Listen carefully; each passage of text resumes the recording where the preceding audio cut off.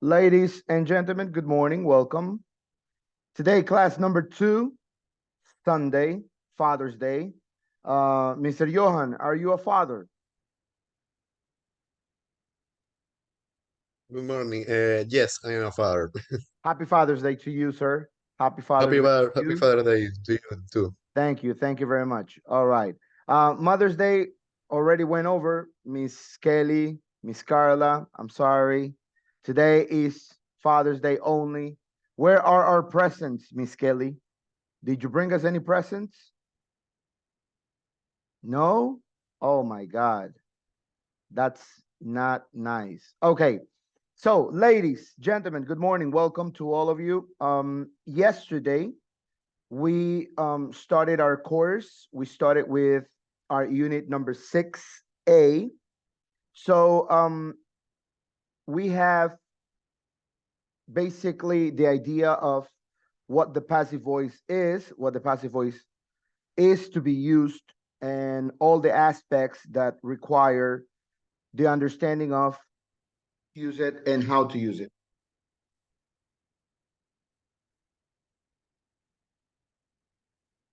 This idea of passive voice.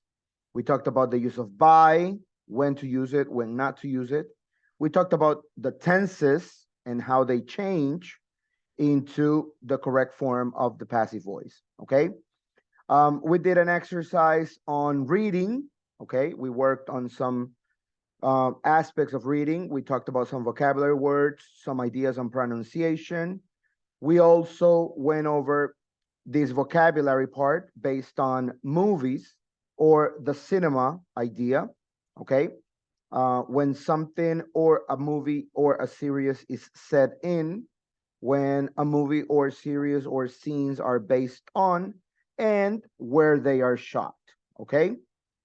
We also talked about some ideas basing on your favorite movies or your favorite series, plus these options on the right. For today, we had an exercise on the cinema interview. You were supposed to create or produce some idea of this cinema interview, okay? But first is first, okay? Let me please go back, complete this consolidation.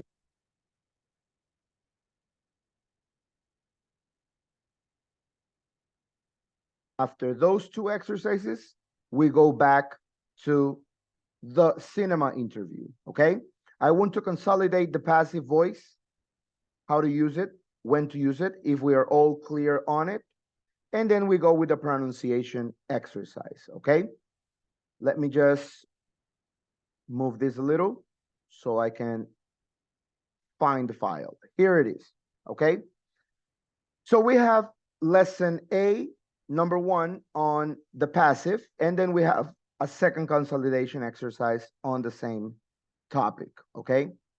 Here is your exercise, all right? Here's your exercise. Let me move this up now. It's basically a rearranging sentence exercise.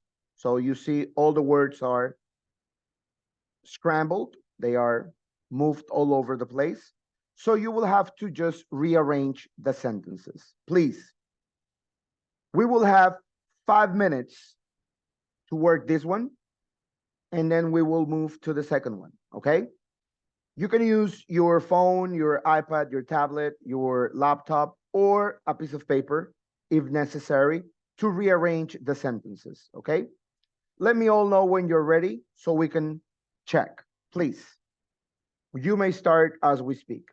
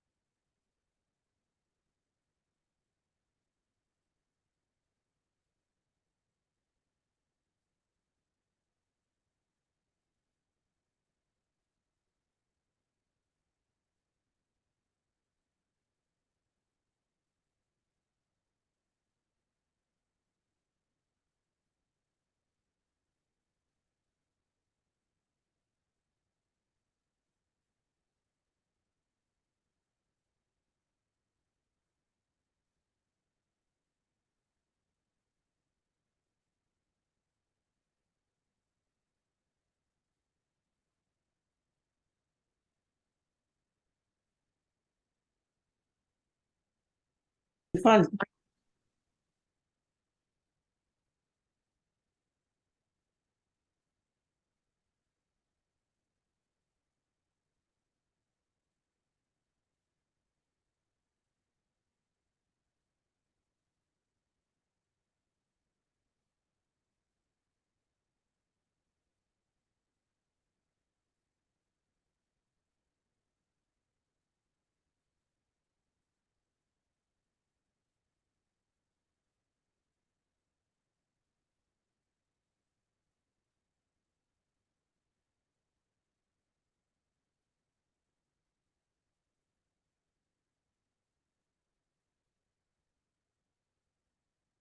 Miss Jennifer, good morning, welcome. We are working on this consolidation exercise on passive voice, yesterday's topic. So just catch up. When we move, you will have some time later to continue working on this. Okay, mister.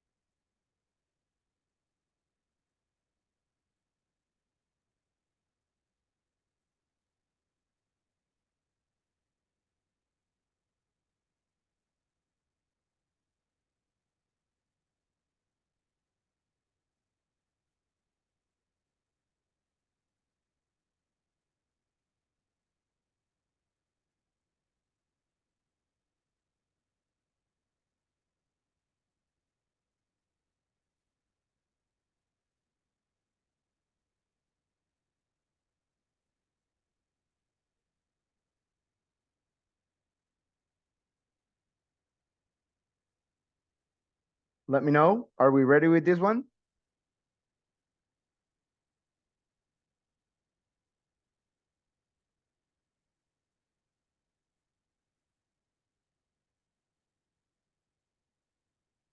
Miss Kelly, where are you on this one? About to finish? Yeah, I'm doing the last one. All right. Miss Julie, how are you doing with the sentences? Not yet? Okay. Miss Carla?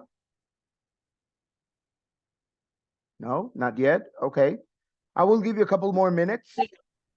Couple more minutes, okay? So you rearrange the sentences and then we move to the other exercise.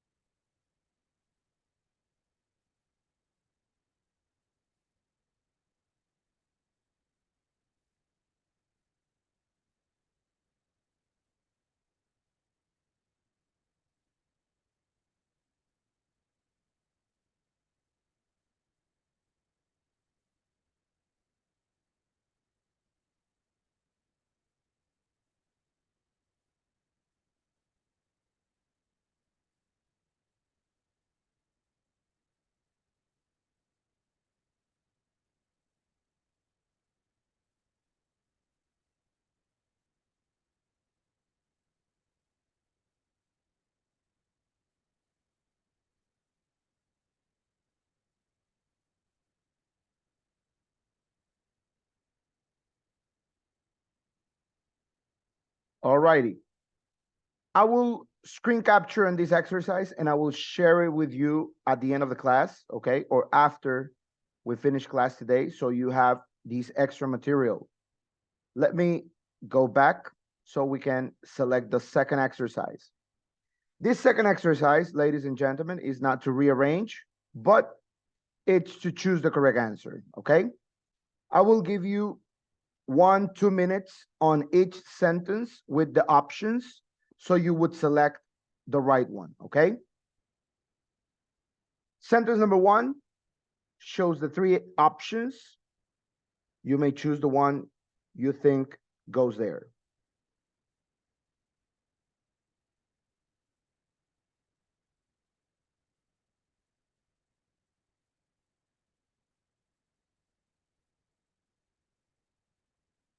Okay.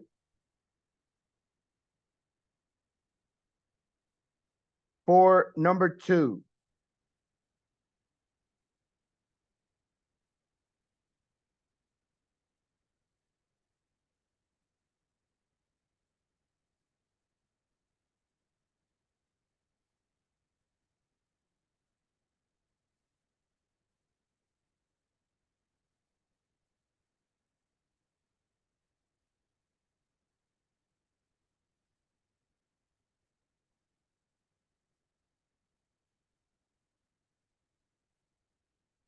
we move on to number 3.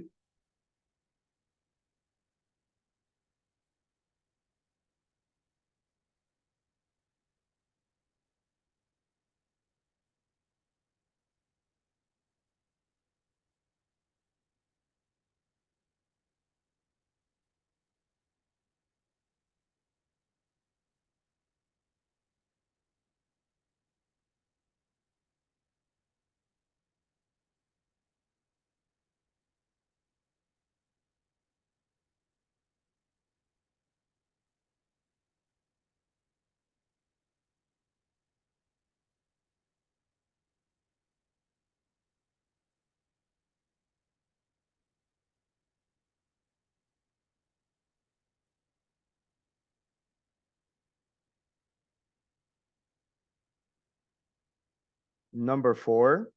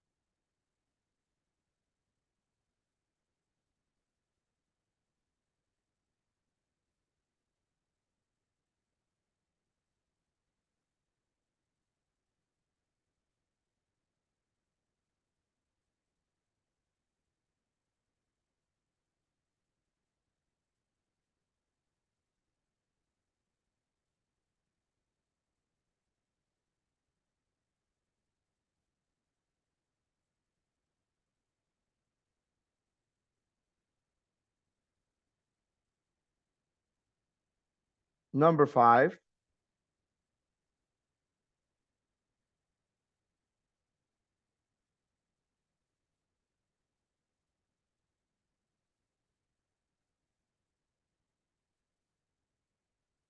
Sorry.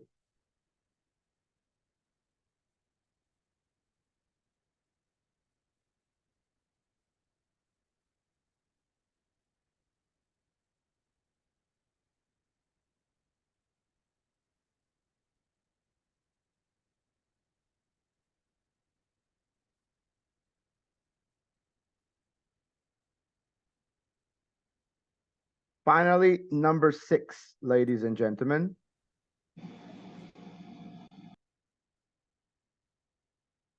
Good morning, Miss Sonia. Welcome.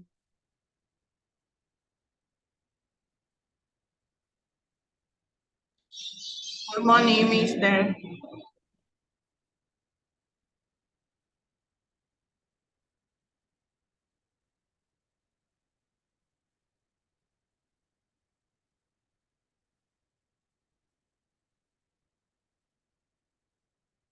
Okay. Ladies and gentlemen, let us give it a check, please. For number one, in this choosing the correct answer exercise, video games in the 1970s. Who's got the right answer? Who's got the answer here?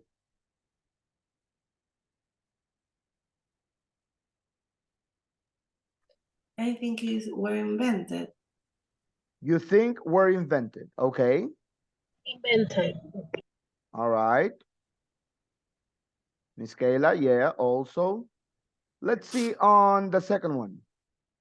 The first game was called Pong, and it was based on table tennis. It has been based on table tennis. It is based on table tennis. What's the right answer there? It is based on the table. Sanji No, says I think it is based on table tennis. Okay, we will check. Sounds about correct. Number three, now new games are developing, are being developed all the time.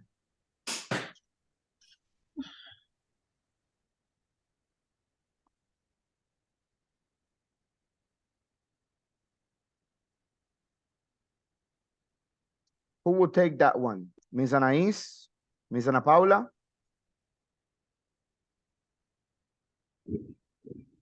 I think are developing.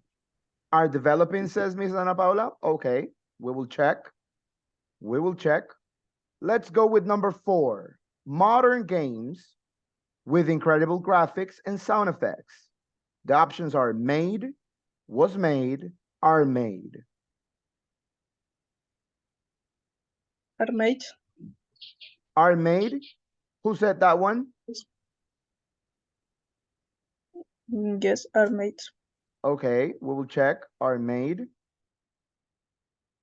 Since 1989, millions of Game Boys around the world were sold, have been sold, had been sold. What's the right one there?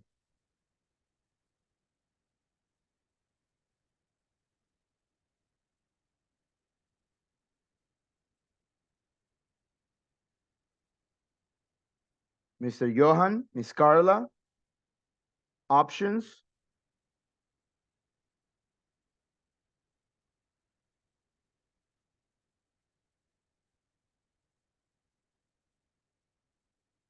Tricky, huh?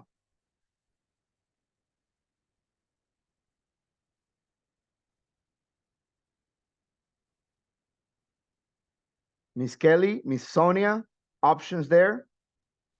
Have been sold. Have Have been- been sold or had been sold? The first one, have. Have. Have. Okay, the first one. All right. Good, good. We will check. And number six.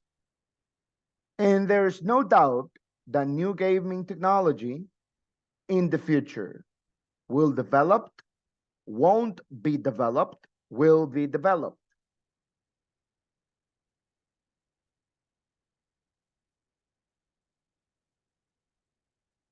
Julie, Maria Roberta, will be developed. will be developed. Okay, we will check. Let us please do the checking on this exercise, ladies and gentlemen. Let's check on the score. The score is 4 out of 6. Let's see. Number 2 is correct. No, it's incorrect. Number 3 is also wrong. Okay. New games are being developed. It should be the right one. On number 2, the first game was called Pong. And it was based on table tennis. As we have the past here and was, it should be the past here as well. Now, new games are being developed all the time. I would go with this one. And let's check, okay? So those are the answers, ladies and gentlemen. Your answers. You can screen capture on this and have it as a support, okay? You can screen capture on the answers and the exercise, and you can have it as a support, okay? Questions on these exercises? Why one answer yes, why not the other one?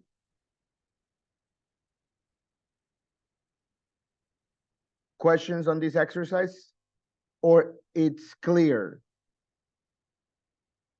Miss Kelly, all clear there?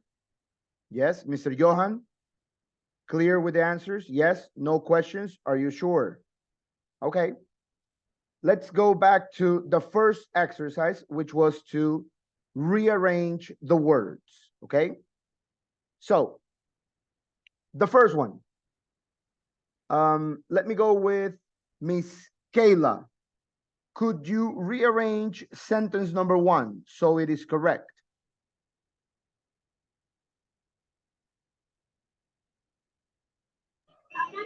William Okay, William.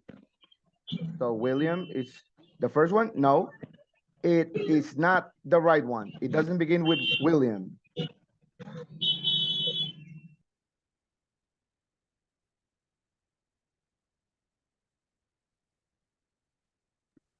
Hamlet Hamlet, okay, Hamlet, Miss Anais. What else? was writing Was written by the William Shakespeare. by William Shakespeare. Yes, Miss Anais, excellent.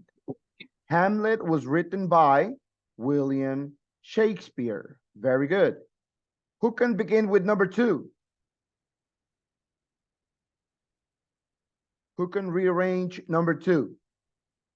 Miss Julie, Miss Carla? You You'll be met. met Ay, no sé cómo se pronuncia. What? With? by, no, you'll met, No, eso no. you'll be met guide. This one. Guide, No, okay.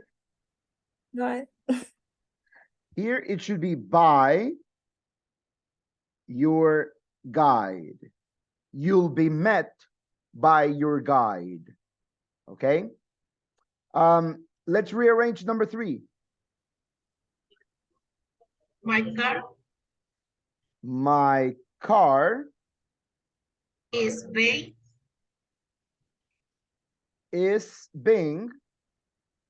prepared today. repaired today. Miss Julie. My car is being repaired today. I'm sorry, my mistake. My car is being repaired today. Yes, Miss Julie, thank you. Excellent, very, very good. Yes, my car is being repaired today. Now, if you notice with your hearing, when we are using this word being with ing, you should, my piece of advice, my recommendation, you should sound the G. So you should say, my car is being, like with a G at the very end, my car is being repaired today. Don't make it so soundy, don't make it so strongly soundy, but you should make it soundy, okay, at some point. Because if not, you would confuse the other person, the other listener, or you could get confused with the word being. Being, simple N, being, and the other one is being. You should make a little G sound so you do not get confused or confuse others. Number 4, please. Who can do it? Or has been play cancelled. Okay. Our Has has, been. Nope. Oh, Our flight has been cancelled. Our flight has been canceled. Yes, Miss Maria Roberta, very good. Our flight has been canceled. Yes. Number 5. Who can do it? Mr. Johan, show us you can do it.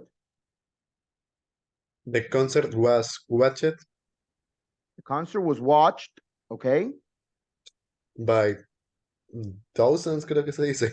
Thousands, TH, Thousands. thousands, good, Thousands of people. of people. Yes, Mr. Johan, excellent, very, very good. Okay, let us finish with number 6, please. Who can do number 6? Who can try number 6? Miss Ana Paula, Miss Kayla, Miss Sonia, Miss Dana. A lot of bikes have been stolen here. Okay, a lot of bikes have been stolen here. Very good. Yes, excellent. A lot of bikes have been stolen here. All right. Also, a pronunciation tip. Sometimes you may utter the sound of as in Spanish, a lot of bikes. But there are some other times when you or somebody else may utter that sound or may pronounce that letter as a lot of bikes. So do not get scared, concerned, or worried when you hear those two sounds on the same vowel. A lot of bikes, a lot of bikes. It's no problem, okay? It's the same thing. Ladies and gentlemen, questions on this exercise? Are we clear on how to work passive voice? Yes? So, yesterday, we also talked about the use of by. Remember, when in my sentence, I find relevance for the person who performs or performed the action, I use by. So it is important to know who wrote Hamlet. That's why I use the by at the very end. Because I could say Hamlet was written by Mr. Johan, and it's not true, okay? But if I only say Hamlet was written, yes, somebody wrote it, of course, but I need to know who really made the action, okay? But in number 3, check, for example, my car is being repaired today. Who mostly 90% of the time would repair a car? The mechanic. So it is not necessary to say by the mechanic. But for example, Miss Kelly, if she has a car, may tell me, but mister, I know about mechanics. I can repair my own car. Yes, it is 1 in a million. It is 1 in a million chance. But most likely, your car will be repaired by the mechanic. Okay? The same in number 4, our flight has been canceled. Who can cancel the flight? The airline, the airport. So it is not really necessary. It is not really mandatory to use the by. Okay? Ladies and gentlemen, we have done this exercise. I will share it with you if you do not have a screenshot on this one, and you can do it over or you can check it over after class, okay? For now, let me move this up and let me go back to our book, please. So we've done Grammar Bank. We've completed this exercise on passive voice, and we go now to the pronunciation part. This pronunciation exercise is not for you to produce the sound, but it is for you to recognize the sound, okay? That's when we're working pronunciation, because the sound first has to be produced in your heads, okay? The exercise is the following. Listen and write the stressed words in the large pink rectangles. Remember, yesterday we talked about the word stress. In this case, is stressed, as in past participle. Stress is the strong sound made in words. In this case, syllables or complete words. Okay? So this case would be acentuadas, okay, with a stronger sound. Okay? So the listening is 332. I will play it for you. Just let's double check that you can all hear it. Okay? Just confirm you can hear it. 3.31. 1. A lot of films are Yes?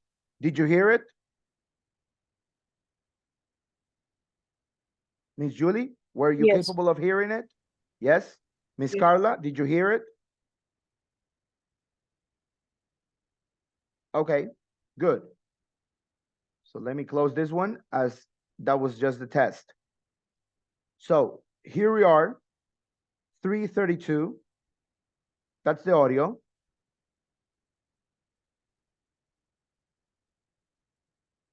Three point 30. Okay, 3.32, remember, ladies and gentlemen, the audio is for you to check on these stressed words, okay? Let's listen to number one, see what it is. 2. 1. The film is based on a famous book. So the film is based on a famous book. Those are the words, film, based, famous, and book, that were mostly stressed through the sentence. Those were the words that were stronger or strongly sounded during the sentence. Okay, that's why they are written here. The other words, this is on a or on a, are not strongly sounded. So that's why they are not written. So notice you have the rectangles already marked. Find the words and write them down, please. 2. The house was built in the 16th century. The house was built in the 16th century. The house was built in the 16th century. That is number 2.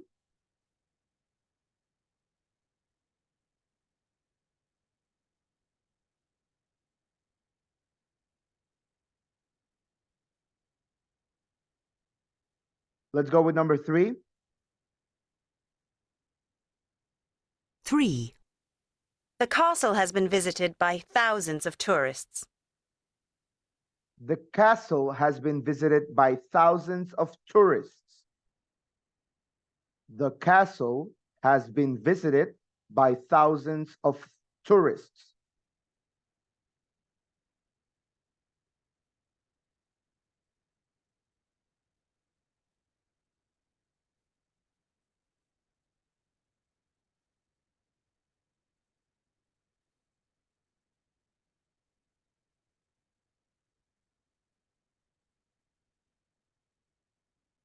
Let's go with number 4. 4. The hall couldn't be used for filming.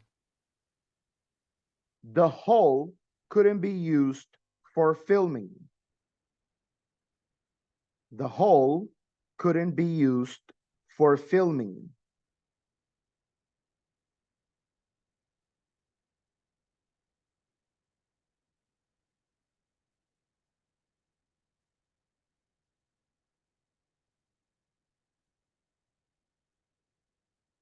Number 5. 5. Where is it being filmed?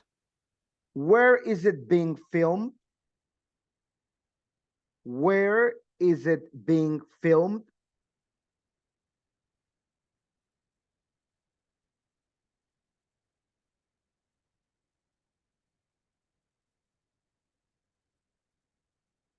And number 6. 6. Who was it written by? Who was it written by? Who was it written by?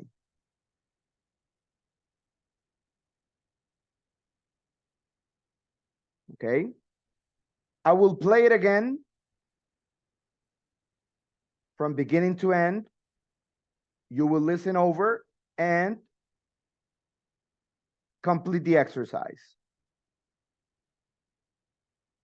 From the beginning, please. 3.32. 1, The film is based on a famous book. 2, The house was built in the 16th century. 3, The castle has been visited by thousands of tourists. 4, The hall couldn't be used for filming. 5, Where is it being filmed? 6, Who was it written by? Okay. All righty. So, what are your words, Miss Ana Paula? What words did you write in the pink boxes in number 2? The house, House, built, Built. center and 16. okay. All right, we will check in a minute. For number 3, Miss Dana, what words did you write in the pink boxes? Mister, disculpe, yo recién me conecté y no entiendo en dónde está la página que usted está mostrando, disculpe. Okay, no problem. I will give you some chat messages. Igual, in a si minute. usted me puede, lo puede repetir, entonces yo puedo repetir el listening y yo puedo decir las palabras. Okay, Porque no give me tenía 1 idea, second la and I hubiese will escrito. chat you in a minute. Okay, Miss Kelly, do you have the words for number 3? Yeah. Castle, Castle, visited and thousand and tourists. visited, thousands, tourists. Okay, Yeah. all righty. For number 4, do we have the words, Mr. Johan?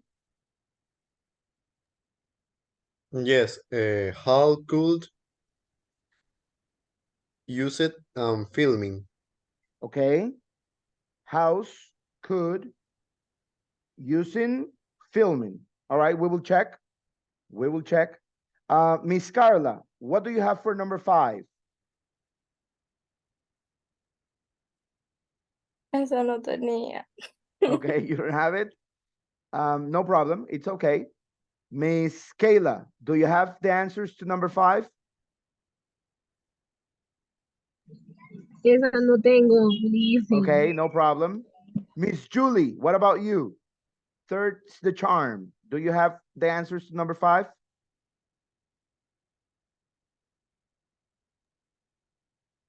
Where is the bill film? Where? Filmed? Okay. Sí. All right, we will check. We will check. And Maria Roberta, number 6. What do you have?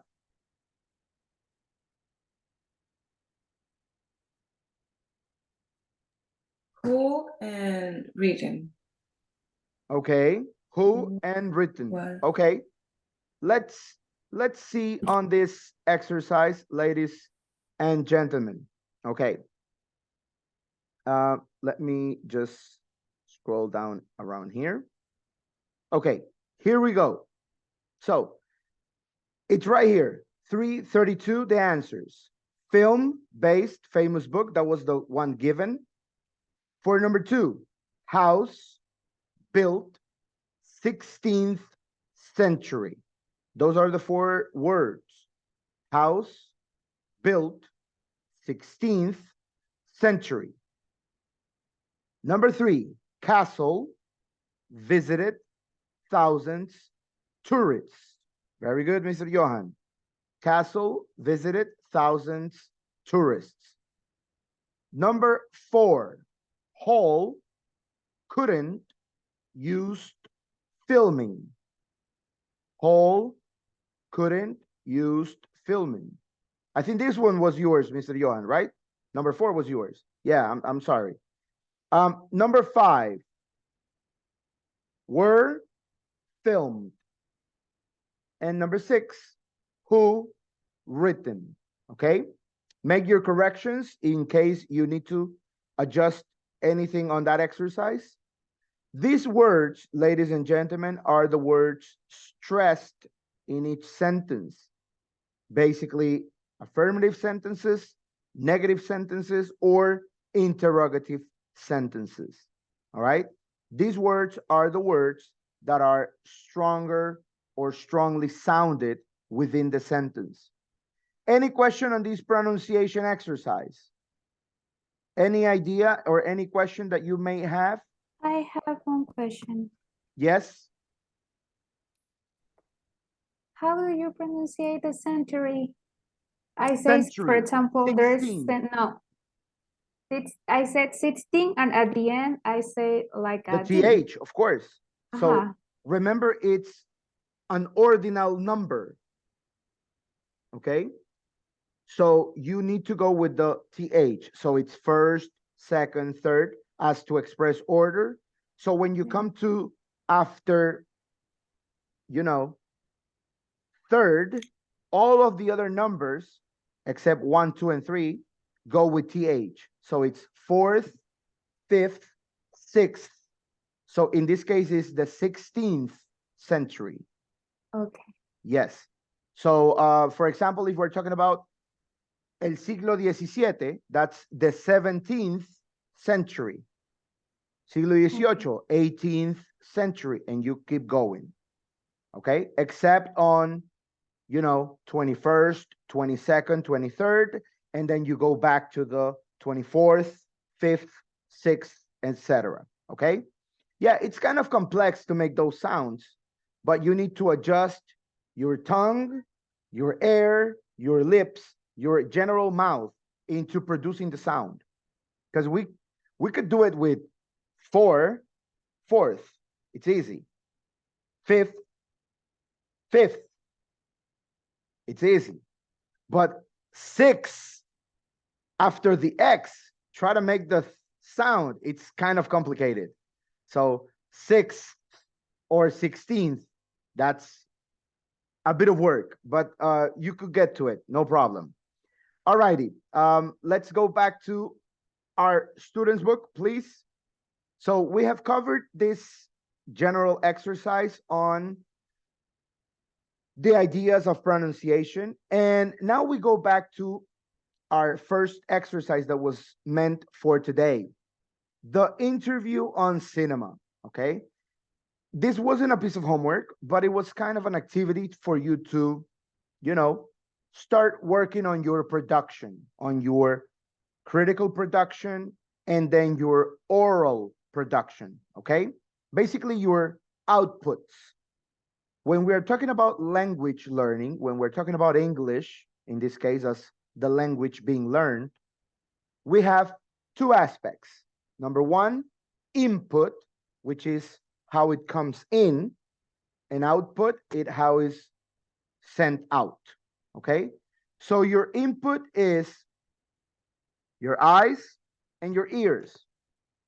That's your input, okay? Your output is your hand and your mouth. Now, why? Miss Kelly, why are your input senses or objects your eyes and ears? Because I don't touch something with them. Okay, because you caught or because you catch the idea with them. Yeah. Yes, you see the paper, you see the reading, you hear the sound, you hear the pronunciation. So those are coming in your head. And then when you express them out, you write your ideas with your hand, obviously, and you utter your sounds with your mouth. You express them out verbally, okay? So, ladies and gentlemen, who completed this exercise on the cinema interview? So we can start. Who did it? Who took the time and liberty to do it? Miss Julie, did you do it? I think Miss Julie did not do it. No, she didn't do it. Right, Miss Julie? No, okay. Miss Carla, did you do it? Yes? Excellent, Miss Carla. Very good. Miss Kelly, did you do it? Yes. Maria Roberta, you did not do it because you had to leave. So I believe you did not see this until you were here, right? I mean, I don't have it like written on a piece of paper, but I can. But you can produce it, oh, okay, Talk it out. from scratch. Okay, no problem. Mr. Johan, did you do it? Yes, I do. Okay, very good, very good. So, Miss Dana, since you are just logging in today, okay, I want you to understand what we're doing. Yesterday, we started talking about everything related to movies, to the cinema, okay, to the cinema industry. So at some point, we came up to this exercise right here. And it was basically to write on a piece of paper or on your technological device the answers or the ideas for these questions, okay? You can do it right now on your own, no problem. You can have a piece of paper, you can check the questions, the ideas, and you can write them as answers for you to produce them orally, to talk within the whole class, okay? You can do it right now. So let us go back to the check-in and the analyzing of the exercise. It was the cinema interview, and it was basically three aspects. One, to think of a film to talk about your preference, and then to tell us or tell the class about a good film that you have seen. All right? But first is first. Who can tell me why after think in question number 1, we have the preposition of? I want you to look carefully here. Pay attention to this part right here. Question number 1. It says, can you think of a film which? Why doesn't it say, can you think about a film which? Why does it say of? Why doesn't it say about? Why do you think of something or someone when sometimes you can think about something or someone? What is the difference? Can anybody tell me?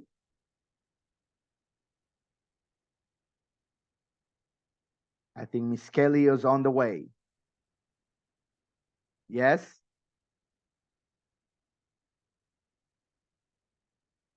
No?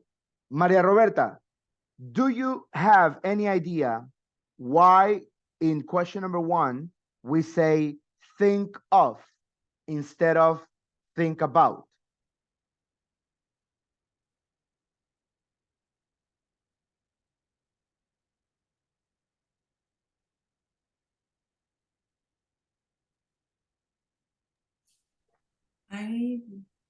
I'm not sure.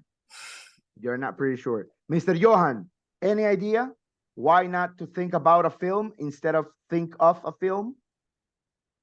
No. No? It's because it's not, Yes, I'm no, I listening. don't know how to put it. I don't know how to put it in words. Like, I don't know. Like, because of you are talking about something that, like, and I want to say object, but I don't think it's correct. So you're talking about things instead of people? Yes, like I'm thinking about you, but I'm thinking of Of what a am I card. going to have for lunch for Father's Day, like that. Okay, probably, not completely, but probably. It's an idea probably there. Now listen, when you think of something, it's because that something exists, that something is real, that something is tangible. When you think of something that you have already been through. Miss Sonia, you have raised your hand. Yeah, think about is to consider, think of is to remember. Okay, when you think about is something that has already happened, something that is just a mental picture, a mental idea. Yeah, basically, that's when you think about something, or something that has not existed yet, something that has not happened, something that has not occurred. So think of a place where you have been. Think about a place where you would like to go. So that's my example there. That's my best example for you to get the idea. Think of a place where you have been,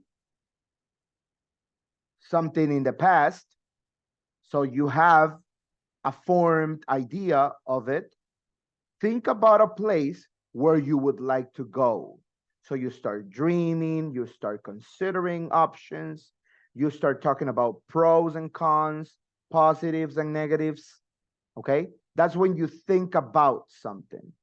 So, for example, I could ask Miss Julie, what are you thinking about right now? So Miss Julie is like, I'm thinking about probably what I want to do tomorrow. Okay, Miss Julie may tell me, I'm thinking about, I don't know, going to the beach next week. So that's your plan, basically, a future plan, something that has not occurred. Okay, that's an idea. Ladies, gentlemen, who did this exercise may start. Miss Carla, number one, as you did the exercise, can you think of a film which was incredibly funny, had a very sad ending, sent you to sleep, made you feel good, you've seen several times, made you buy the soundtrack? Which film and which option there?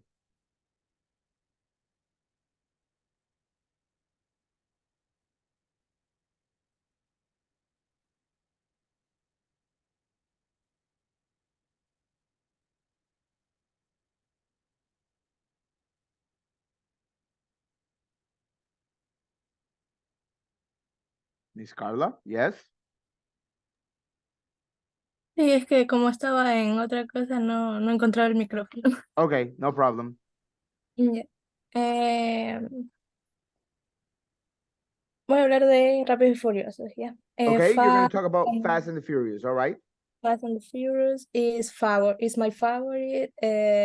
Is incredible, fun. Another one I like is Twilight. You like the It's Twilight Saga, very good. The vampire movies, excellent. It's made my cry and It love. made you cry, okay.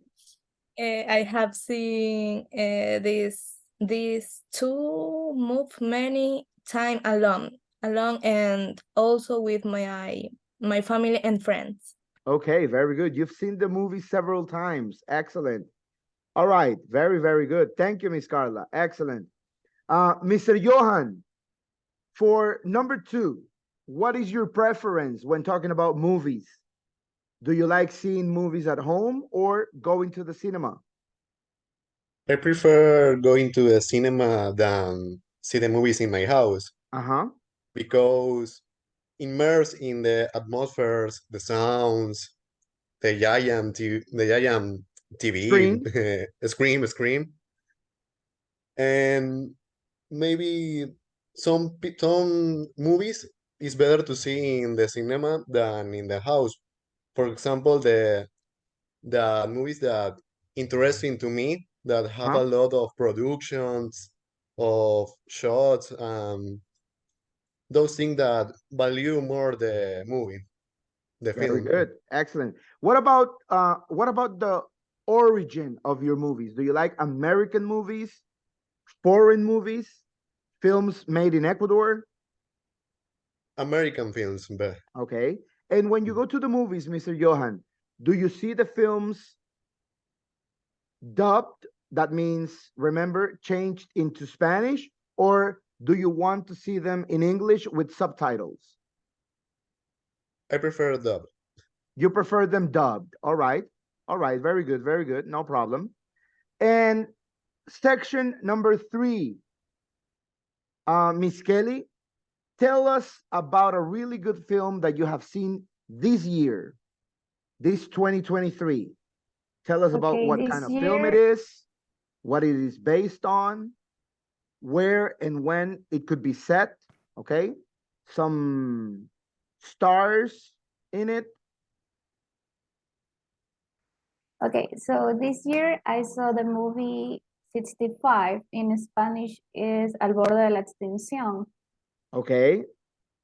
It's like a sci-fi movie, but kind of terror too. Mm-hmm.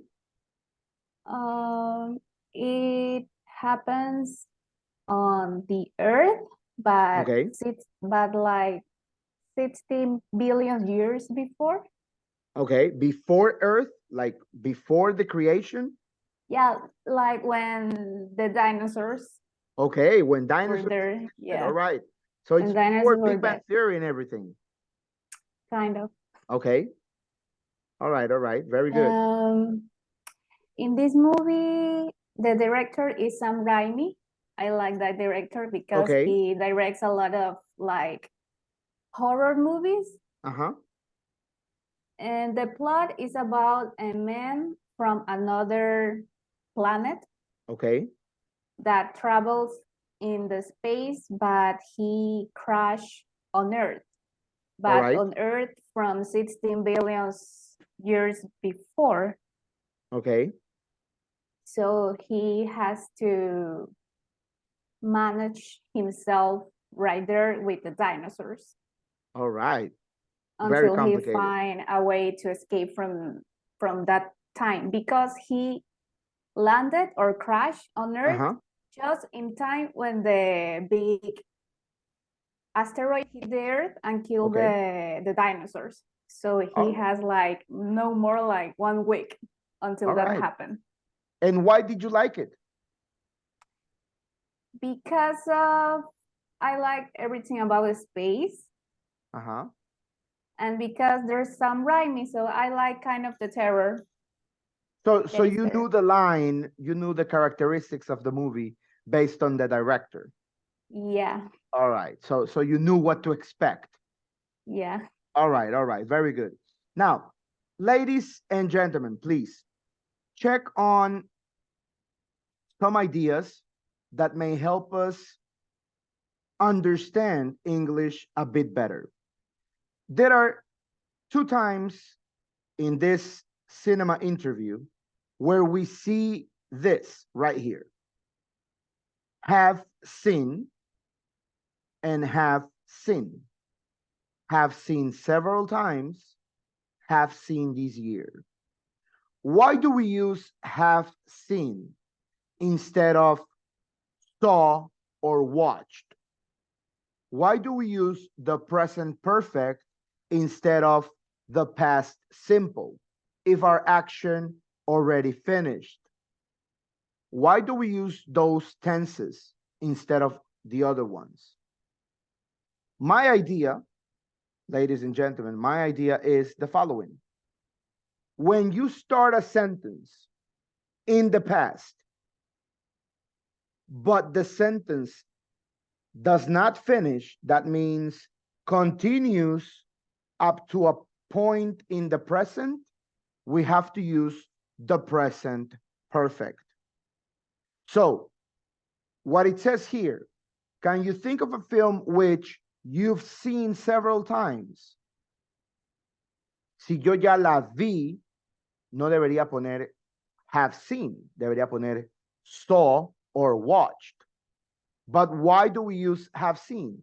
Because my time my existence, my life, and the movie as well has not finished. I am still alive and I could keep on watching it many more times. So yes, I did it probably yesterday. I did it a year ago. I did it a month ago, but I can continue doing it until my end of time. Okay? That's why we use the present perfect and not the past simple. The same thing happens here. You've seen this year. What month are we in? June. How many months are there to go? 6 more months to go. So as the year 2023 has not come to an end, we have to use the present perfect simple, not the past simple. Okay? That's like real English. Has visto instead of viste. So we have to use those different clicks in English to make ourselves understood better and to understand others better. Okay? So, for example, if I make the question, let's say, Miss Ana Paula, if I ask you about today, which could be the correct option, or which is the correct option? What did you do today, or what have you done today? What did? Because it's today. But has Or- today finished? Okay, no. So as today still has 14 hours to go, and you can do many more things throughout that time, I have to use the present perfect. What have you done today?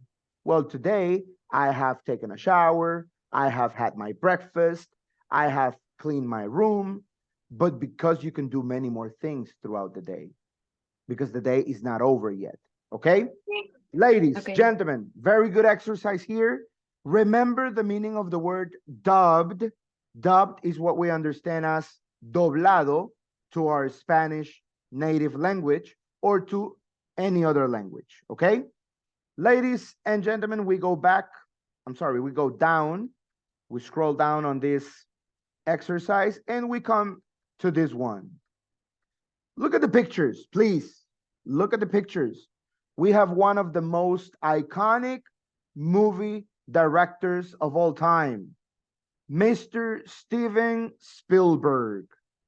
Okay, this guy right here is one of the most iconic, most well-known directors in the entire world. Okay, and this movie right here, I don't know if you can recognize on the costume, but it's one of the best movies ever. Okay, so analyze the picture, please. Analyze the entire picture, and we could go to the understanding. Okay, so we say the following here. We have the picture of Mr. Steven Spielberg and Dagmar Wolkowicz, who worked as an interpreter on one of his films. In pairs, answer the questions, okay?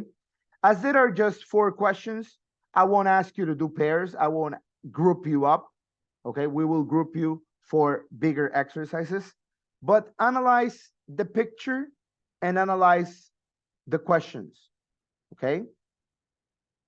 Some questions are personal opinion. Probably all of them are personal opinion. Where do you think they are? Your personal opinion. Which Spielberg film do you think was being made? If you know it, you can write it down. If you do not know it, leave it blank or try to Google it. What do you think Dagmara is doing in the photo on the right? This one right here. What do you think she's doing? So this lady, I'm assuming is this lady right here. And number 4, do you think Dagmara found Spielberg easy to work with? Was this guy nice? Was this guy kind? or was he rude and harsh? Okay? Please, ladies and gentlemen, I will give you 5 minutes to answer on those questions. Okay? 5 minutes to answer those 4 questions. Go, go.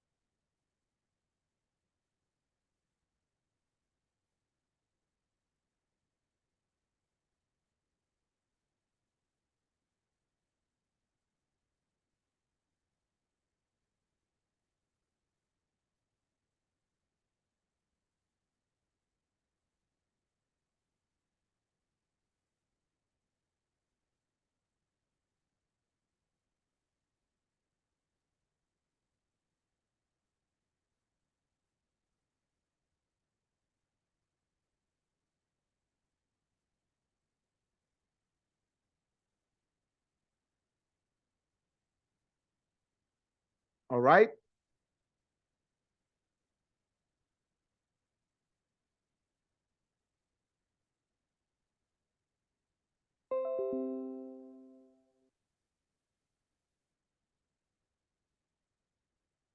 Mr. Johan, talk to me. Where do you think they are? I think that maybe they are in a location for a new movie that could be film about Spielberg. So they are basically at a location, at a set location for one of Spielberg's films. Yes, technically, that's what it is. Miss Kelly, which Spielberg film do you think was being made within those pictures? That looks like a concentration camp. Okay. We will check. I haven't seen in the movie, but I think it's the Schneider List. The Schindler's List. Schindler List, sorry, I don't know Yes, how to the pronounce Schindler's that. List. Schindler's List. Very good. Yes. Schindler's. Yes, it sounds about right. Yes. So they are at a concentration camp, something like execution camp for Jews. Yes, for Jewish people. Number 3, Miss Ana Paula, do you have an answer for number 3? What do you think Dagmara is doing in the photo on the right? This one right here. I don't know about here, but I suppose is a character in the movie or of part of production. Okay, probably her graduation, probably a ball. Okay. Let me use, in this case, the chat box. Okay. Do you know the meaning of this word? The ball. Meaning on context, not only meaning as definition or an image. Give me context. If we look at the picture on the right, and I am using the term ball, what do you think the ball is? It's like a party, but for when you. Miss Kelly is like looking down and talking as if It's we're like going a to- it's like a party. Yeah. It's like a All right. party. Yes, yes, that yes. Yes, Miss Kelly. For Yes. when you are in high school, maybe, or with a lot of Maybe. young people. Yes. I don't know. Yes. A ball is like a party, okay? Like an event, a glamorous event, okay? Is like the typical homecoming dance or the graduation, the prom dance, okay? The prom, a lot of people make it the prom, which is the promotion dance or the promotion ball, which is the graduation thing, okay? So yes, remember, the ball is not only the soccer ball or the basketball or the baseball, like a rounded object that you play with or you throw, but the ball is also a party. Probably, it could be. It sounds and it seems like it because she's the lady next to her, she's holding a glass, okay? She's holding probably a glass of champagne, I don't know, okay? Probably a glass of wine, who knows, okay? Remember, when we say copa, we only say glass. Cup es taza, or cup es copa de trofeo. So it's different. We just say glass, a glass of wine, a glass of champagne, okay? And that we understand it as copa, all right? So, yes, maybe that is what it is. And we go with the listening to check on our answers, okay? So we have the first part of the interview, okay? We have a first part of an interview, and we will check at it. We will go with the listening. So it says here, listen to the first part of an interview with Dagmara and check your answers to be 1 and 2, okay? Only be 1 and 2. All right, so we have, where do you think they are? And which film do you think was being made? Let me just get the listening going. So it's 3:36. Here it is.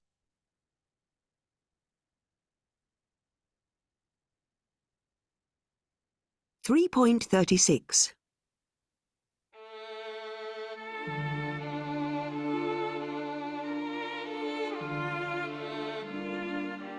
So, tell me, how did you get involved in the film, Dagmara? Well, as you probably know, Schindler's List was shot in Krakow in Poland, which is where I live. I was a university student at the time, studying English. And the film company set up their production office here 3 months before they started shooting the film, and I got a job there as a production assistant, preparing and translating documents and the script. But how did you get the job as Steven Spielberg's interpreter? Well, it was a complete coincidence. Just before the shooting started, there was a big party in one of the hotels in Krakow for all the actors and the film crew, and I was invited too. When I arrived at the party, the Polish producer of the film came up to me and said, "The woman who was going to interpret for Steven Spielberg can't come, so we need you to interpret his opening speech." How did you feel about that? I couldn't believe it. I was just a student. I had no experience of interpreting, and now I was going to speak in front of hundreds of people.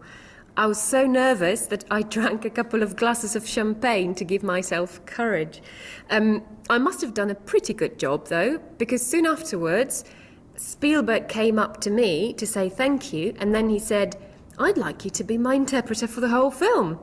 I was so stunned, I had to pinch myself to believe that this was happening to me.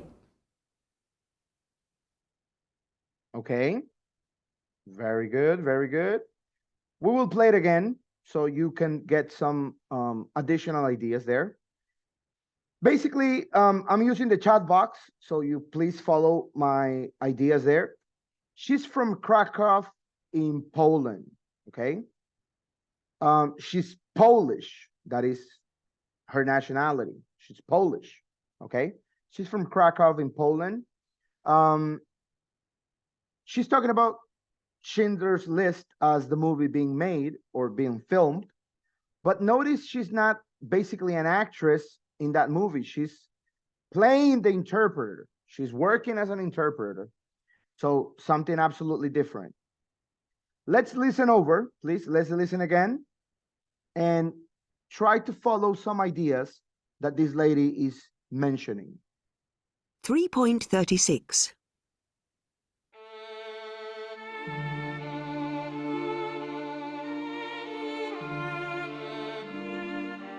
So, tell me, how did you get involved in the film, Dagmara?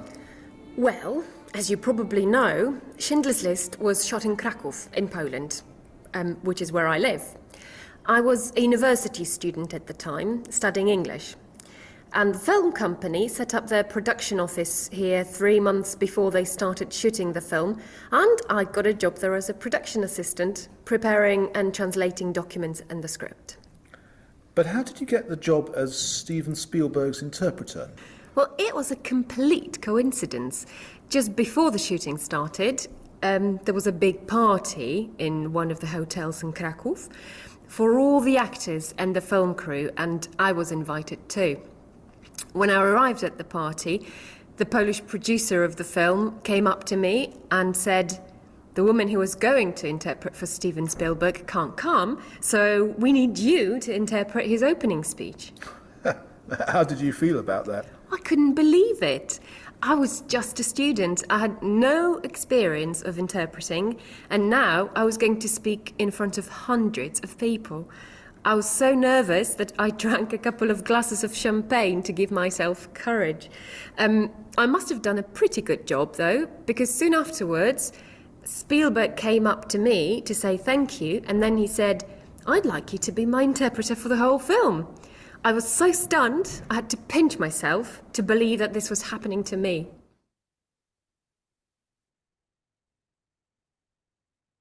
Okay.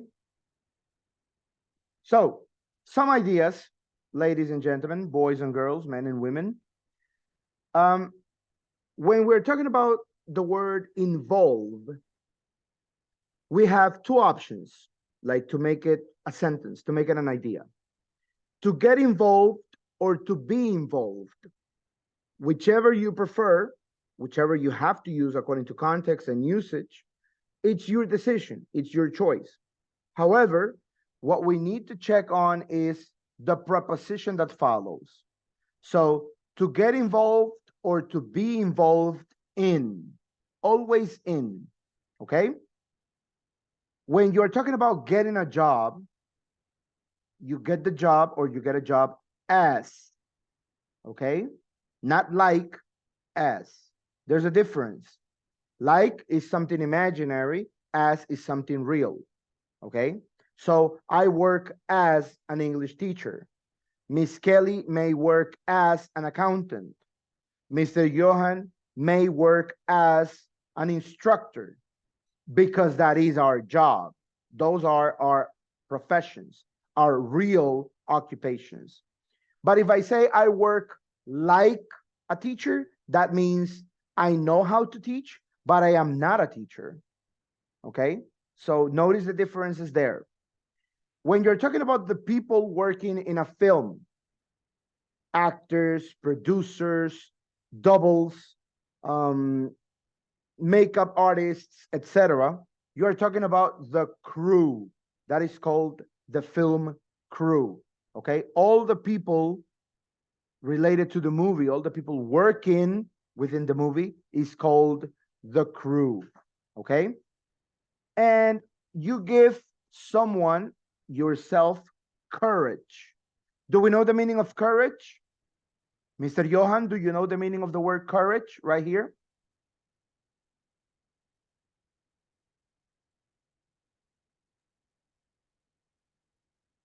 People that confront their problems. Okay, those are courageous. Yes, courage is the sentiment, the emotion, the sensation of feeling strong enough to face or confront problems. Yes, that is courage. It means valor. Sometimes it means motivación, motivation, or this sense of strength. Okay, very good. Yes. So, ladies and gentlemen, let's check on answers 1 and 2. Okay, let's see what we have them there. So questions 1 and 2, where do you think they are? We knew them. Where do you think they are? Now, in this case, where were they? In Krakow, Poland. Which film was being made? Schindler's List. Okay, those are the answers there. What do you think she's doing in the photo? She was at a party, at a ball. Was it easy to work with Mr. Steven Spielberg? According to her, probably yes. Probably yes. It wasn't that much of a deal. Okay, ladies and gentlemen, please, exercise letter D. Listen again and mark the sentences true or false, okay? Check on the 5 sentences we have there, all right? Screen capture if you need to, so you make it more practical within the listening. You will listen again and mark the sentences true or false. Number 1, when the film company came to Krakow, Dagmara was working as a teacher. True or false, we will decide. She got a part-time job doing translations for them. There was a party at the hotel to celebrate Spielberg's birthday. When she arrived, she was asked to interpret Spielberg's speech because the interpreter was late. Number 5, Spielberg was very pleased with the way she had done her job. Okay? Check on those 5 sentences, mark them true or false. Let's listen, please. 3.36.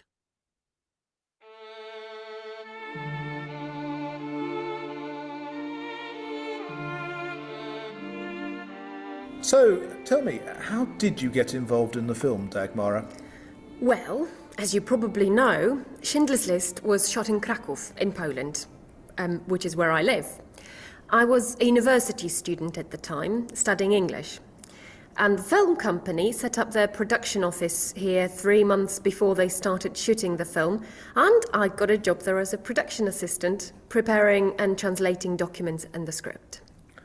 But how did you get the job as Steven Spielberg's interpreter? Well, it was a complete coincidence. Just before the shooting started, there was a big party in one of the hotels in Krakow for all the actors and the film crew, and I was invited too. When I arrived at the party, the Polish producer of the film came up to me and said, "The woman who was going to interpret for Steven Spielberg can't come, so we need you to interpret his opening speech." How did you feel about that? I couldn't believe it. I was just a student. I had no experience of interpreting, and now I was going to speak in front of hundreds of people. I was so nervous that I drank a couple of glasses of champagne to give myself courage. I must have done a pretty good job, though, because soon afterwards, Spielberg came up to me to say thank you, and then he said, "I'd like you to be my interpreter for the whole film." I was so stunned, I had to pinch myself to believe that this was happening to me.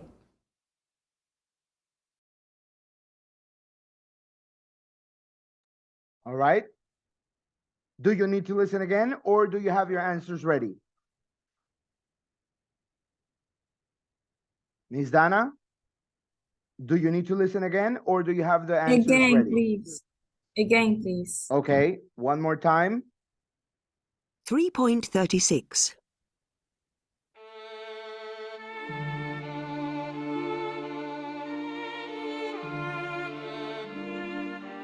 So, tell me, how did you get involved in the film, Dagmara? Well, as you probably know, Schindler's List was shot in Krakow in Poland, which is where I live. I was a university student at the time, studying English. And the film company set up their production office here 3 months before they started shooting the film, and I got a job there as a production assistant, preparing and translating documents and the script. But how did you get the job as Steven Spielberg's interpreter? Well, it was a complete coincidence.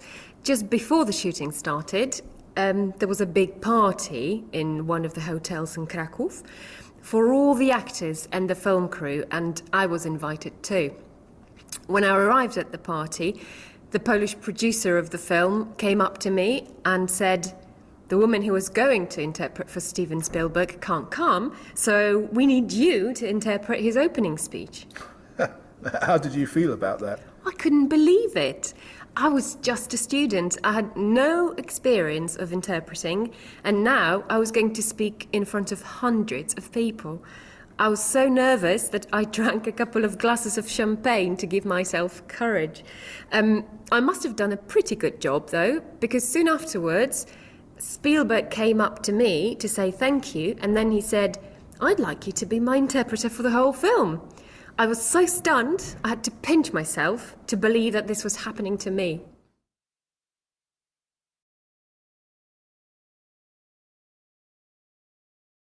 All righty, ladies and gentlemen. Very, very good. We have finished the listening. Let us check on our answers, please.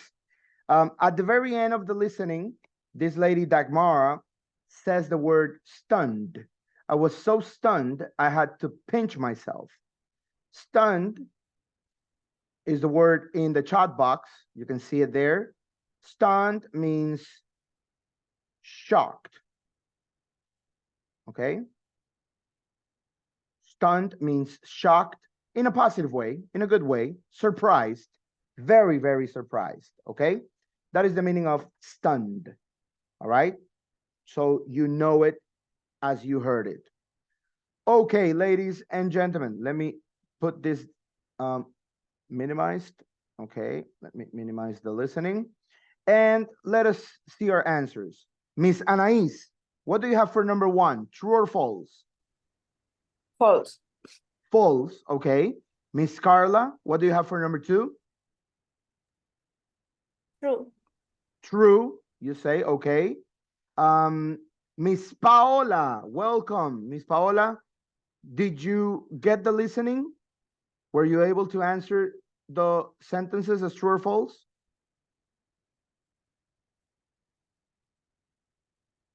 Miss Paola, yes, yes. Are you there? Are you still with us?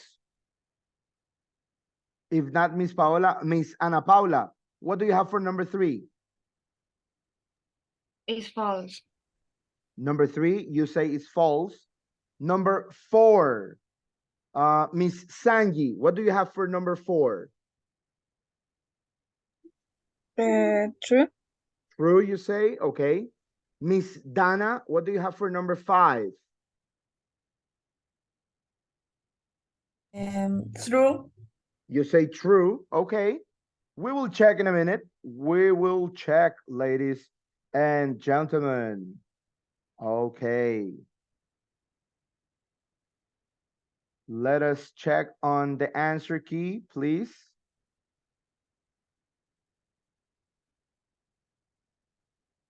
So we scroll it down.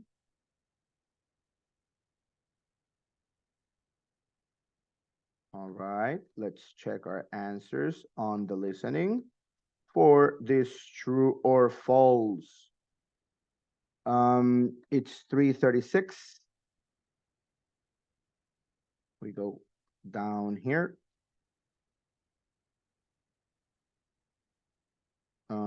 Let me just check here. True or false, true or false, true or false. Here, letter D, exercise D, basically, the extra support, okay? Number 1, it's false. She was a student. Number 2, true. Number 3, false.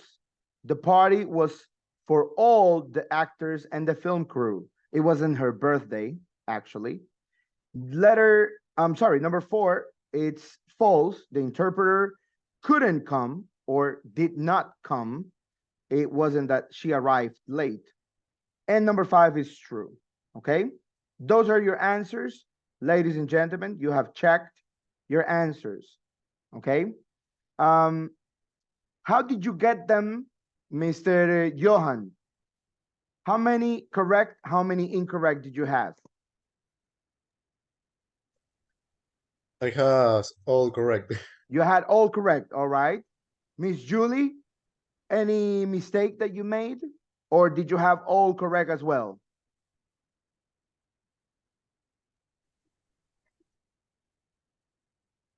Your mic went off again. I did not hear you if you spoke, Miss Julie. Maria Roberta, how did you get on the answers? Not so good. I'm Not sorry, so I'm good. having an allergic reaction. Okay. You're having an allergic reaction to the true or false exercise? No, dude, I am very, very sick. Okay. I don't know what happened, but Yeah, it's like the weather is killing you. Miss Paola is also very, very sick. Miss Kelly, how did you do in the answers? How did you do in the options? Everything correct. You had all correct? Yeah. Very good. All righty. So we go back, please. We go back here. So we had the true or false. Now, notice some ideas, ladies and gentlemen. We know what a part-time job is. A part-time job is a job that you perform, a job you do during some hours of the labor schedule. Remember, our labor schedule is 8 hours, 9 hours sometimes, tops, okay? So part-time would be 4 hours, 3 hours, half of that time. And a full-time job would be the normal hours that we work on our labor schedule, the 8 hours, the 9 hours, that is full-time. So part-time is half our full-time schedule, okay? The word translations, please, right here, translations. Remember the verb traducir is to translate. I don't know why, but it happens to me also in school, at the school I teach. kids, students make this mistake of saying Google Traductor, like they are trying to say traductor for the English word, which is translator or translator, okay? If Miss Sanji, as she's learning English, translate or changes a content, a book from English into Spanish, she's become a translator or a translator. She's translated, not traductor, not traduce, because those words do not exist, okay? Make sure you have them clear. We are going to listen to the second part of the interview, and we will check letters B, number 3 and 4, okay? And please, we can make notes for letter F under the headings below. So notice the example. What she had to do during the film: go to the film set every day, translate Spielberg's instructions.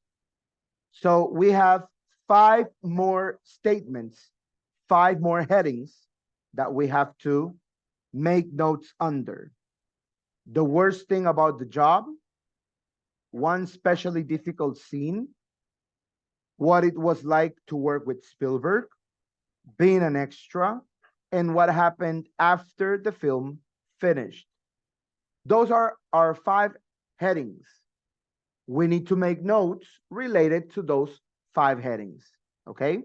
We need to make additional notes. I will play the listening for the second part of the interview. That listening is 3:37, I believe. So we can continue, okay?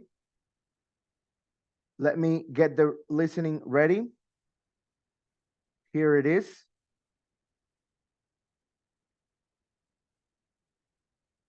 Three 3.37. So, what exactly did you have to do? I had to go to the film set every day and translate Spielberg's instructions to the Polish actors and also to the extras. I had to make them understand what he wanted them to do. It was really exciting, and I often felt as if I was a director myself. So, was it a difficult job? Sometimes it was really hard. The worst thing was when we had to shoot a scene again and again because Spielberg thought it wasn't exactly right.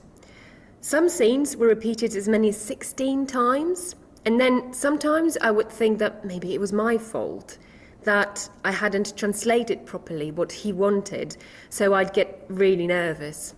I remember one scene with lots of actors in it, which we just couldn't get right, and Spielberg started shouting at me because he was stressed. Eventually, we got it right, and then he apologized, and I cried a little because I was also very stressed.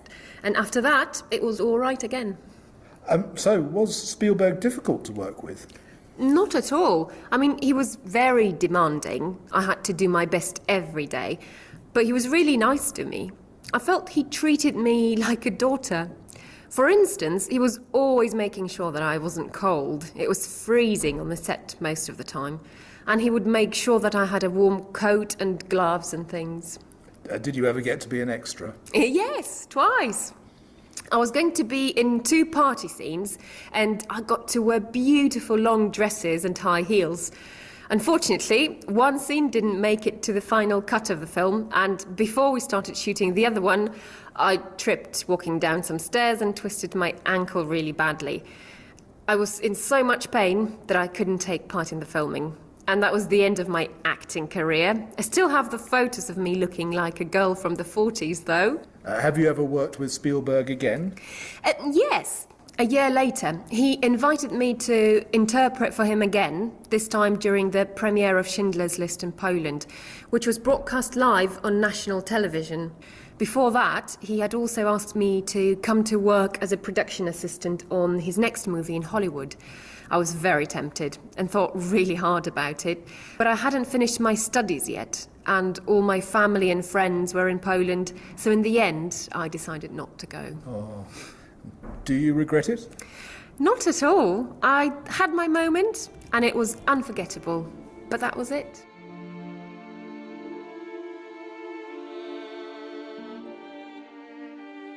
Okay, let's listen again, please. 3.37. So, what exactly did you have to do? I had to go to the film set every day and translate Spielberg's instructions to the Polish actors and also to the extras. I had to make them understand what he wanted them to do. It was really exciting, and I often felt as if I was a director myself. So, was it a difficult job? Sometimes it was really hard. The worst thing was when we had to shoot a scene again and again because Spielberg thought it wasn't exactly right. Some scenes were repeated as many as 16 times, and then sometimes I would think that maybe it was my fault, that I hadn't translated properly what he wanted, so I'd get really nervous. I remember one scene with lots of actors in it, which we just couldn't get right, and Spielberg started shouting at me because he was stressed. Eventually, we got it right, and then he apologized, and I cried a little because I was also very stressed. And after that, it was all right again. So, was Spielberg difficult to work with? Not at all. I mean, he was very demanding. I had to do my best every day, but he was really nice to me. I felt he treated me like a daughter. For instance, he was always making sure that I wasn't cold. It was freezing on the set most of the time. And he would make sure that I had a warm coat and gloves and things. Did you ever get to be an extra? Yes, twice. I was going to be in 2 party scenes, and I got to wear beautiful long dresses and high heels. Unfortunately, one scene didn't make it to the final cut of the film, and before we started shooting the other one, I tripped walking down some stairs and twisted my ankle really badly. I was in so much pain that I couldn't take part in the filming. And that was the end of my acting career. I still have the photos of me looking like a girl from the 40s, though. Have you ever worked with Spielberg again? Yes. A year later, he invited me to interpret for him again, this time during the premiere of Schindler's List in Poland, which was broadcast live on national television. Before that, he had also asked me to come to work as a production assistant on his next movie in Hollywood. I was very tempted and thought really hard about it, but I hadn't finished my studies yet, and all my family and friends were in Poland, so in the end, I decided not to go. Oh. Do you regret it? Not at all. I had my moment, and it was unforgettable, but that was it.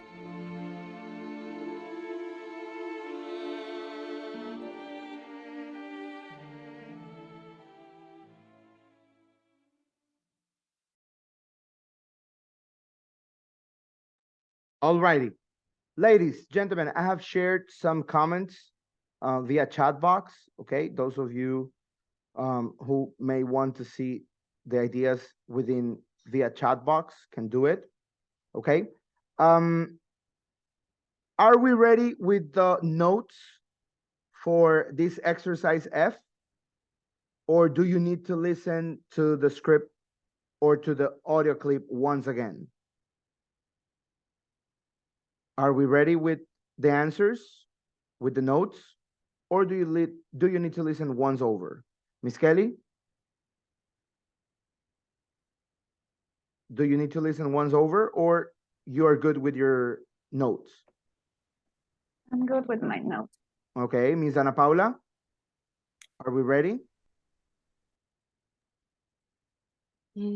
Yes. Yes, okay, all right, all right. Miss Sonia, did you make your notes on this exercise F?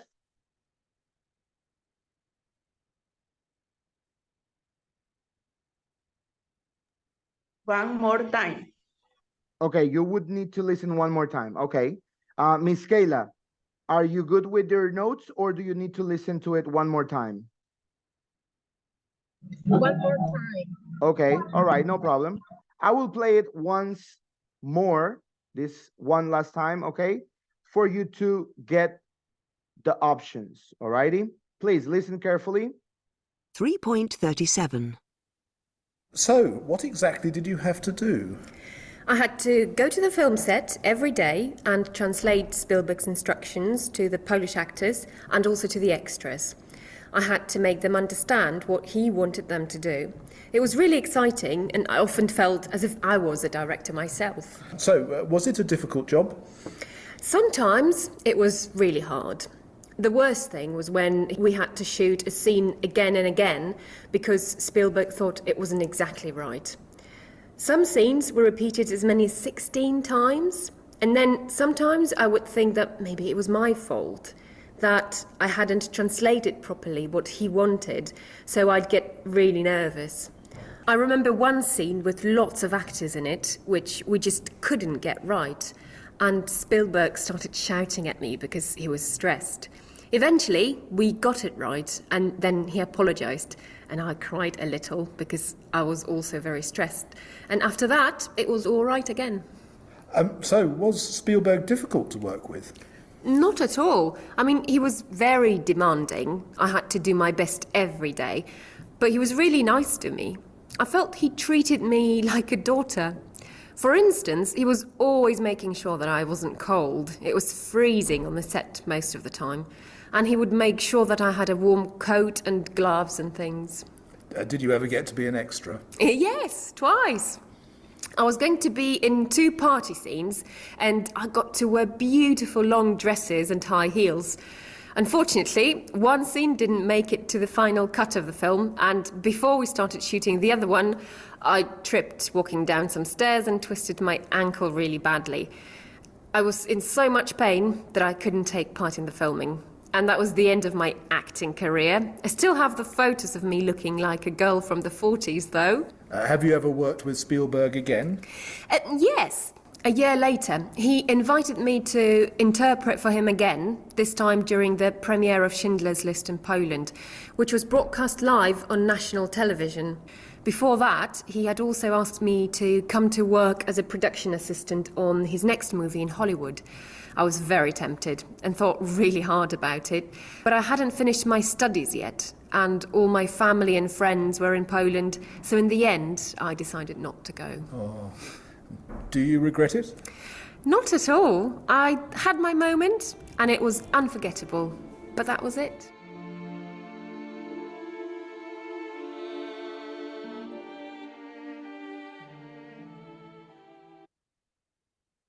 Alrighty.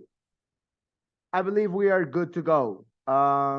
Miss Kelly, help us with your notes on the worst thing about the job.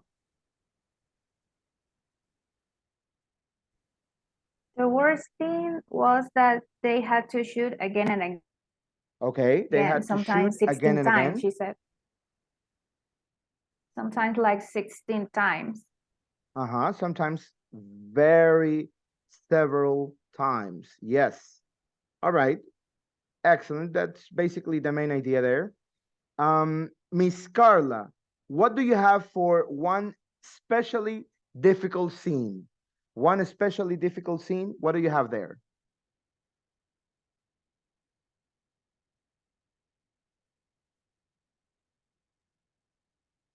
¿Se me escucha? Yes, I can now listen to you. No escucho nada.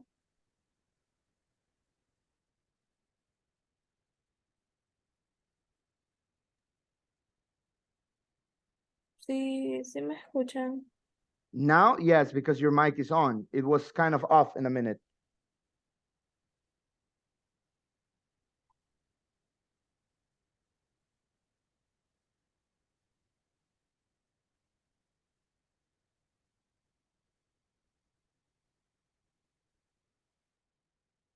What do you have for that heading? One especially difficult scene.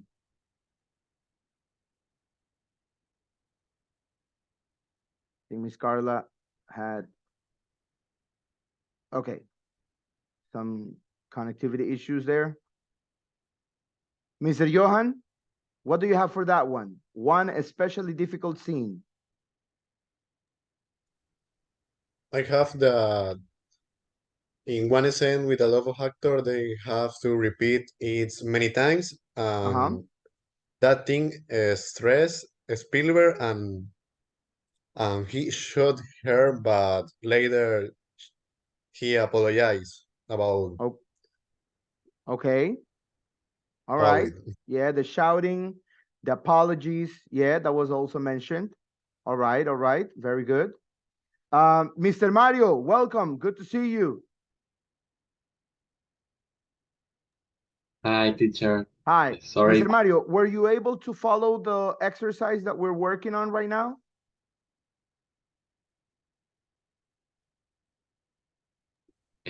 I can listening for exercise. You could not hear it? You did not hear it properly? No, Okay, no problem. sorry. It's okay. But we're doing this one, this exercise letter F based on the listening. We were making some notes, okay? Miss Ana Paula, what do you have for the following heading? What it was like to work with Spielberg. She mentioned if you are like the person like Steven Spielberg is very professional. Okay. Then we work a lot time. All right. They work for a long Yes. time. Yeah, all right. All right, all right. Miss Sanji, what do you have for the following? Being an extra. What did she say about this, being an extra?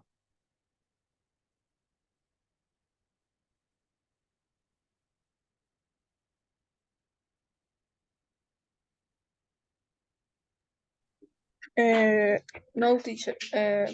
Tengo dificultades con el internet. All right. No problem. It's okay. Miss Kayla, what do you have for being an extra?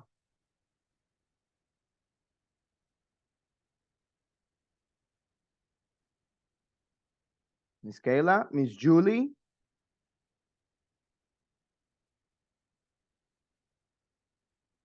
Can you help me on that one?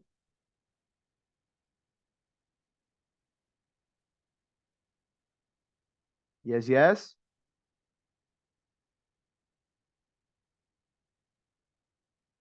All right. As to, optimize time here, okay? Let us check on what they said based on this answer key that we have on our book, okay? We play the audio on these answers, okay? We play the audio on these options. Basically, let's see what they have, okay? What exactly did they have to do? Okay, they had to go on the film and, translate. That was the first one. The notes. Was it a difficult job?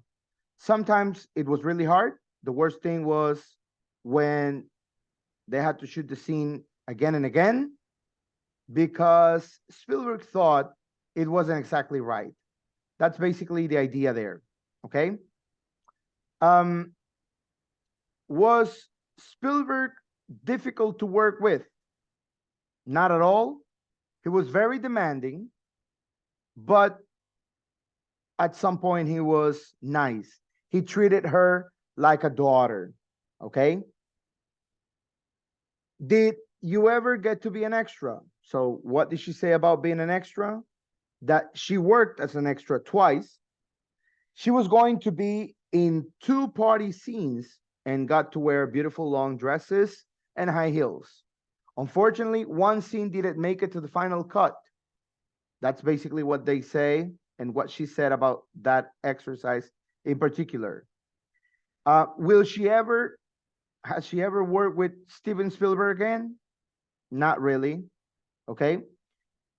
But he asked her to interpret him or interpret for him again, but it was for something different and the show was broadcasted live, okay? Basically, those are the ideas or the notes that you must have had in that exercise, okay? Basically, those were the ideas, okay? Now, this exercise basically works on many things within the listening. I gave you some ideas in the chat box, okay? I made you some pointers in the chat box. I gave you the ideas on to shout at when you use the verb shout and you direct your action to someone is to shout at, gritarle a, llamarle la atención a alguien. When you are walking and you lose balance, that is to trip, okay? Remember, the word trip doesn't necessarily mean viaje, but trip also means tropezar, okay? So that is to trip and fall. What is to twist? To twist means torcer, okay? That's why she says, I twisted my ankle, okay? Pronunciation, differentiation, uncle and ankle. Notice the difference, okay? I will write it as the verses. When you say tío, you say uncle with an O, with a small O, uncle. When you say tobillo, you say ankle with an open A, ankle, uncle. No puedes decir, hablé con mi tío, I spoke to my ankle, como que con una A abierta. You don't speak to your tobillo. So to my hearing, okay? I twisted my uncle, como que te doblaste o te torciste tu tío. It doesn't make any sense. So the sounding works properly. It has to work normally as it is, okay? I also wrote which was broadcast. What is the meaning of broadcast? Does anybody know? Broadcast.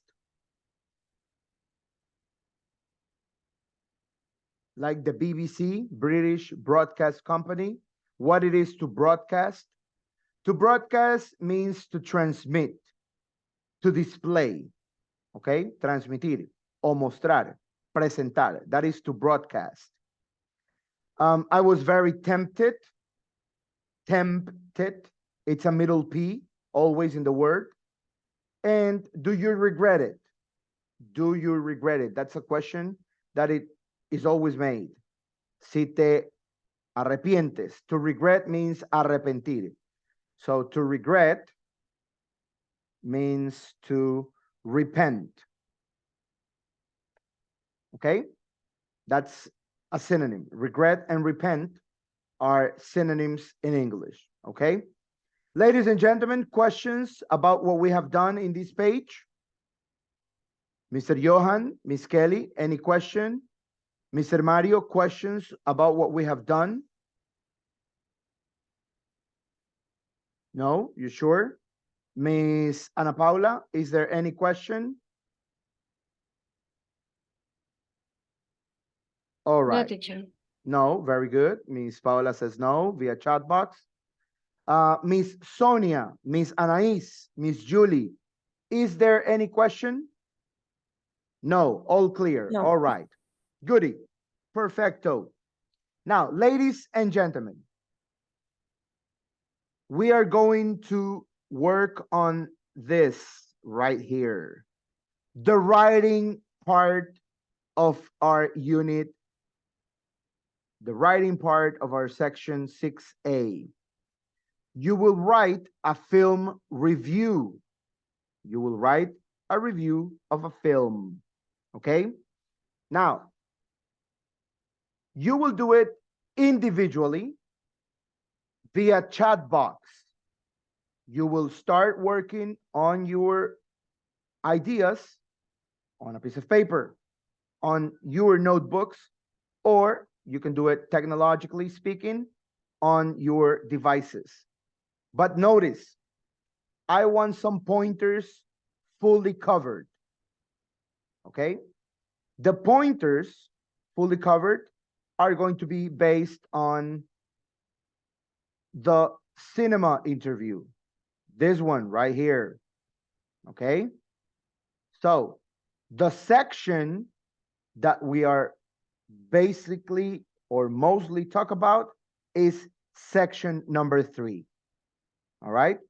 So remember, in your review, I want to see the name of the movie or film and all the additional aspects and all the additional pointers as who it was directed by. Okay? Try not to, please, Google. Try not to Wikipedia the information. Try to do it from your heads. Okay? Do not use Wikipedia. Do not use Google. Use some pointers or some help if necessary, but try not to, because you need to produce it spontaneously. I want to see your real production. Okay, remember, you won't have Google or Wikipedia at hand at all times.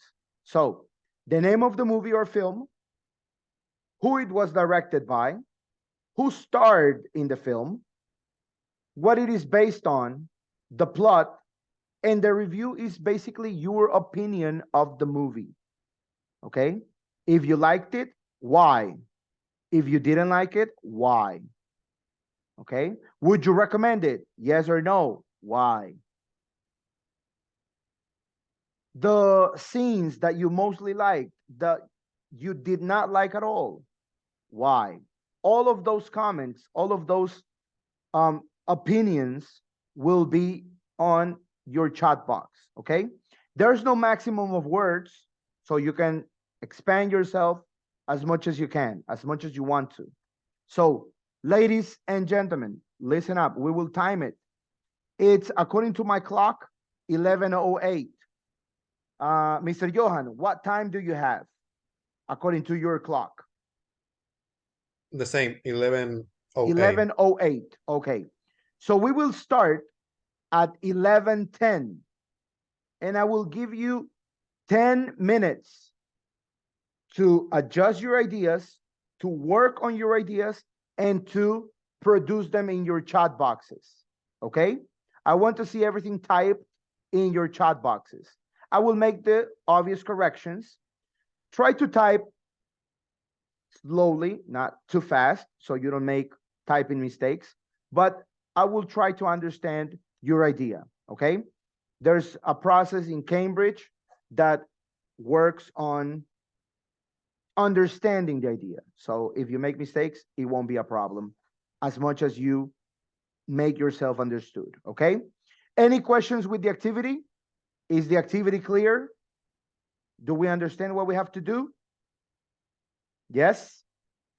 Ladies and gentlemen, 11:10, we start with our exercise.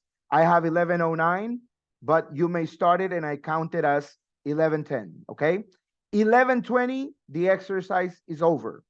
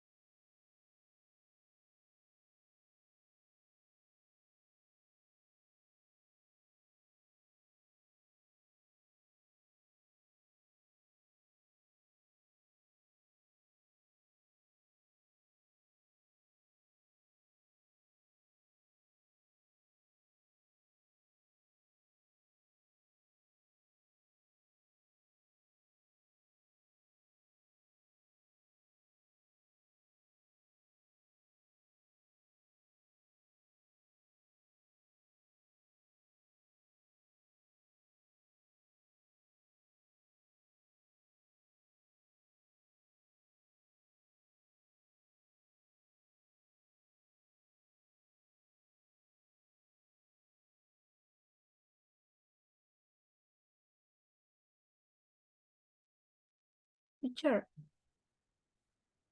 It can be the one we choose in the cinema activity, right? It could be the same one, yes, no problem, or you can choose a Okay. different one. It's okay. Okay, gracias.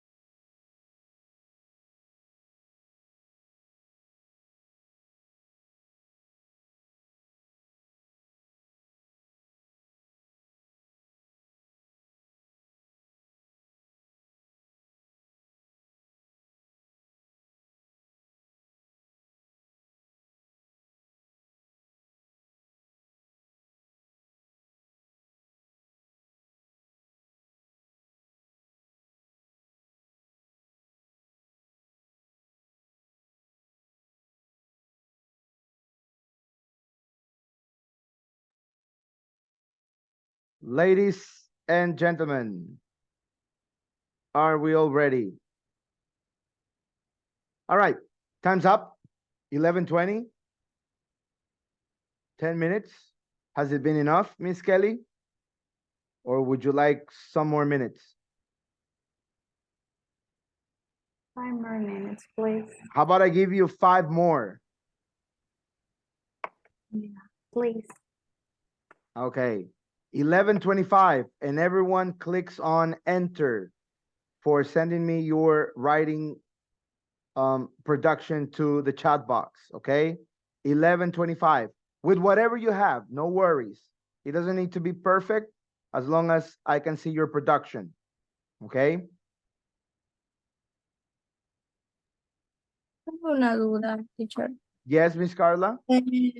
No sé si me podría explicar en español algo que le entendí que pedía el porqué de unas ciertas cosas. Es que el audio me está fallando y no escuchaba Okay, muy bien. what exactly do you need me to explain to you? No, es que como le digo, mi audio me está fallando y escuchaba entrecortado, pero le escuchaba Okay, que decía algo que mencionemos el porqué. ¿Pero el porqué de yes. qué? Remember, you need to give me your review on a film that you have watched, and the review has to be an opinion. Did you like the movie? Yes, no, why? Why did you like it? Did you not like it? It wasn't good for you? Yes, no, why? Will you recommend it to someone else? For example, if you have watched it, but you want me to watch it, how would you convince me of watching it? Okay, you have to tell me all the characteristics of the movie so I can get an interest in watching the movie. All right, that's your exercise. Thank you. All right, no problem.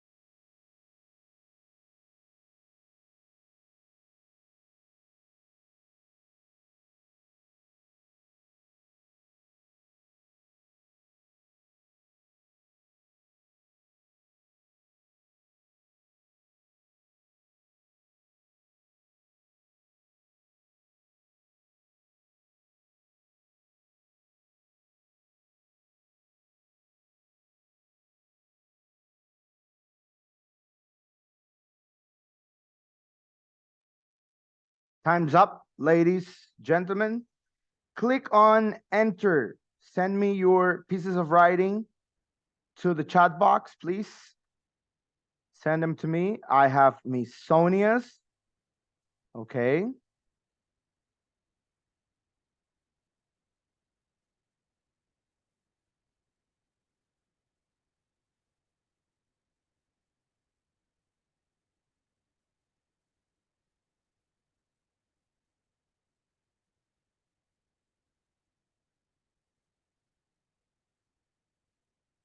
All right. I have Miss Carla's as well.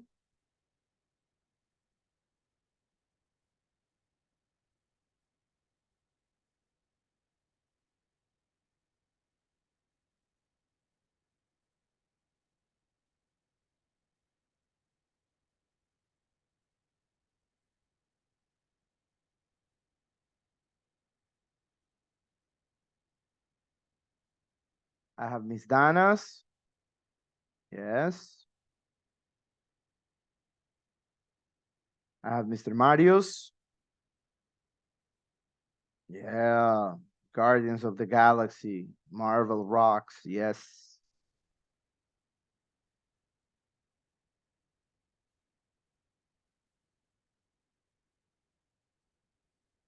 Okay. Yes, yes, yes.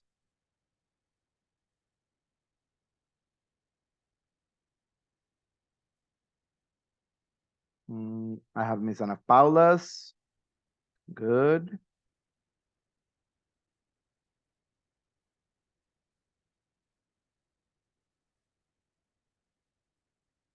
I'm waiting on Miss Kelly's, Miss Angie's, Miss Sorry, I Julie's. sent it to one person and not to everyone.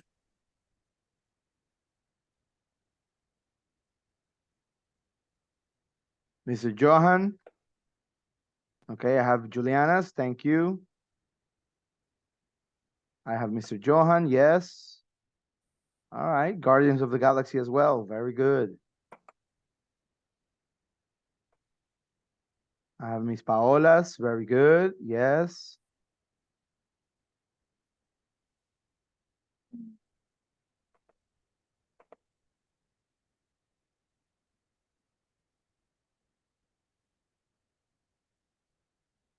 Okay. The rest, please keep on sending it. Keep on sending it so we can compile everything and I can get to read them once the class finishes. Okay. I will do the reading on my own and make some corrections, some ideal topics for our next class when we can continue checking on options and tips on how to write better. Remember the 4 skills of English: reading, writing, listening, and speaking. So we need to try to excel in all of them or try to perfection at all of them. Okay. Miss Kelly, I'm waiting on you. I know I sent it wrongly to one of the students and not Okay. to everyone, so I have to write it again because I can copy. I don't know why. Really? You have to write it Yeah. over. Okay, no problem. It's okay. All righty. Miss Kayla, I'm waiting on your piece of writing. Okay, I just received one. Okay, Miss Kayla, yes, I have yours already. Thank you. I just have yours, Miss Anais. Thank you very much. Excellent. All right. All right. All right. Very good, ladies and gentlemen. Thank you very much. I will do the reading later on. Okay. So, Unit 6A, completely done. Okay. There is, ladies and gentlemen, there is an activity, or there are 2 activities via Moodle for completing section 6A. Okay. I had some comments basically on Mr. Mario and on Miss Maria Roberta about some exercises or about the Moodle exercises. There were some complications for them. So what we are going to do, Mr. Mario, listen carefully, is we will wait for everyone to complete the exercises. And if the problem persists, if the problem remains, I will try to take the comment or take the observation to the coordinator so he can make the arrangements in the exercise itself, because it seems that it's an exercise problem, okay? So, for consolidating this unit 6A, there are activities in Moodle. You have to enter Moodle or the platform that is Moodle for our course and do it, okay? We'll make a short parenthesis here. I want to explain something that was brought to me by Miss Ana Paula. Okay, there is this Alticia platform, okay? There is also the platform for you to work constantly, for you to evaluate your own progress, and for us teachers to evaluate your progress, called Alticia, all right? So this platform, okay, this platform is in the Moodle as well, okay? So I have here your idea for Alticia, okay? This is your section. As you click on it, all right, at some point, or for some of you, will be asking for a code, okay? Miss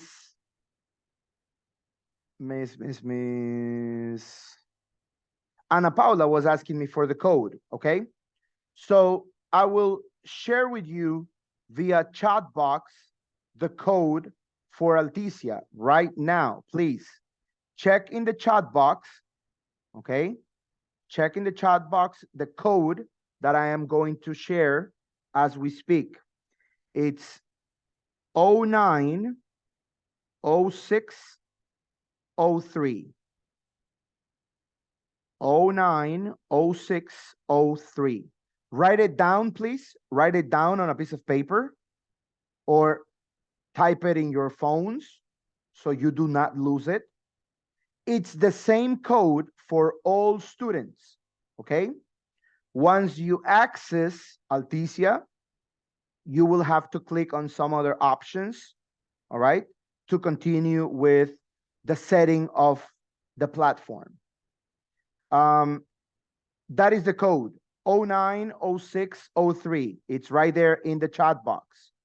So if you can right now get to it and confirm that you have accessed, it will be fine. I will give you a couple of minutes to do it right now, okay? So we can skip on that issue right now. Ms. Ana Paula, please try to enter and let me know if you did access to it. Yes, I tried now. And you did it. You accessed the platform. Good. Ms. Julie, try to access and let me know if you did it. Yes. Yes, you completed it. Very good. Mr. Johan? I am trying. You're trying right now, okay? Just keep on doing it and let me know. Miss Anais, Miss Sonia, let me know.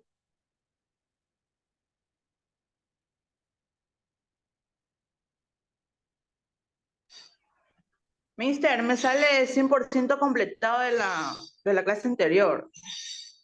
Okay. All right, all right. But in Alticia or in Moodle? This part right here?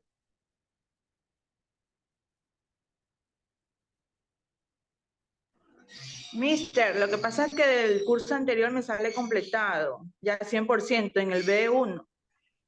Okay. B1. So that's your previous course. And what about this course right here?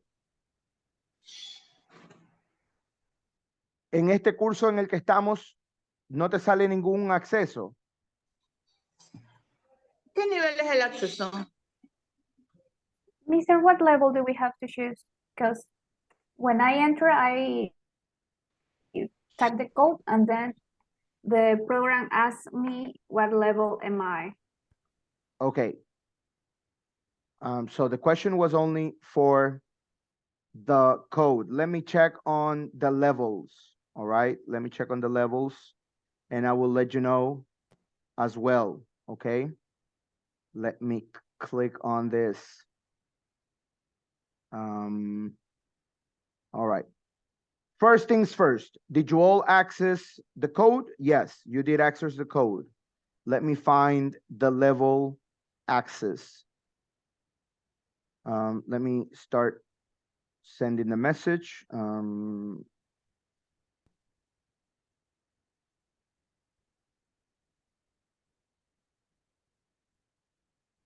It's Alticia. Teacher, ¿y Yes. qué nivel? ¿B1? That's what I'm asking. That's what I'm asking right now. I'm sending that inquiry to the coordinator. If you're B1 or B2, as to have the correct level. Okay. A mí me sale completado el B1, o sea, 100% por Uh-huh. el curso anterior. Yeah, the Por same thing as el Miss curso Sonia. So if we have B1, okay, if we have B1, it should be like out of continuance, we should be doing B2. Okay, we should be doing B2. But give me some minutes so I can change it, okay? Listo, gracias. Yes, Ya me Sonia. salió el B1.2. B1.2? Sí, yes. Okay, and what content do you have there? ¿Qué contenido tiene ahí?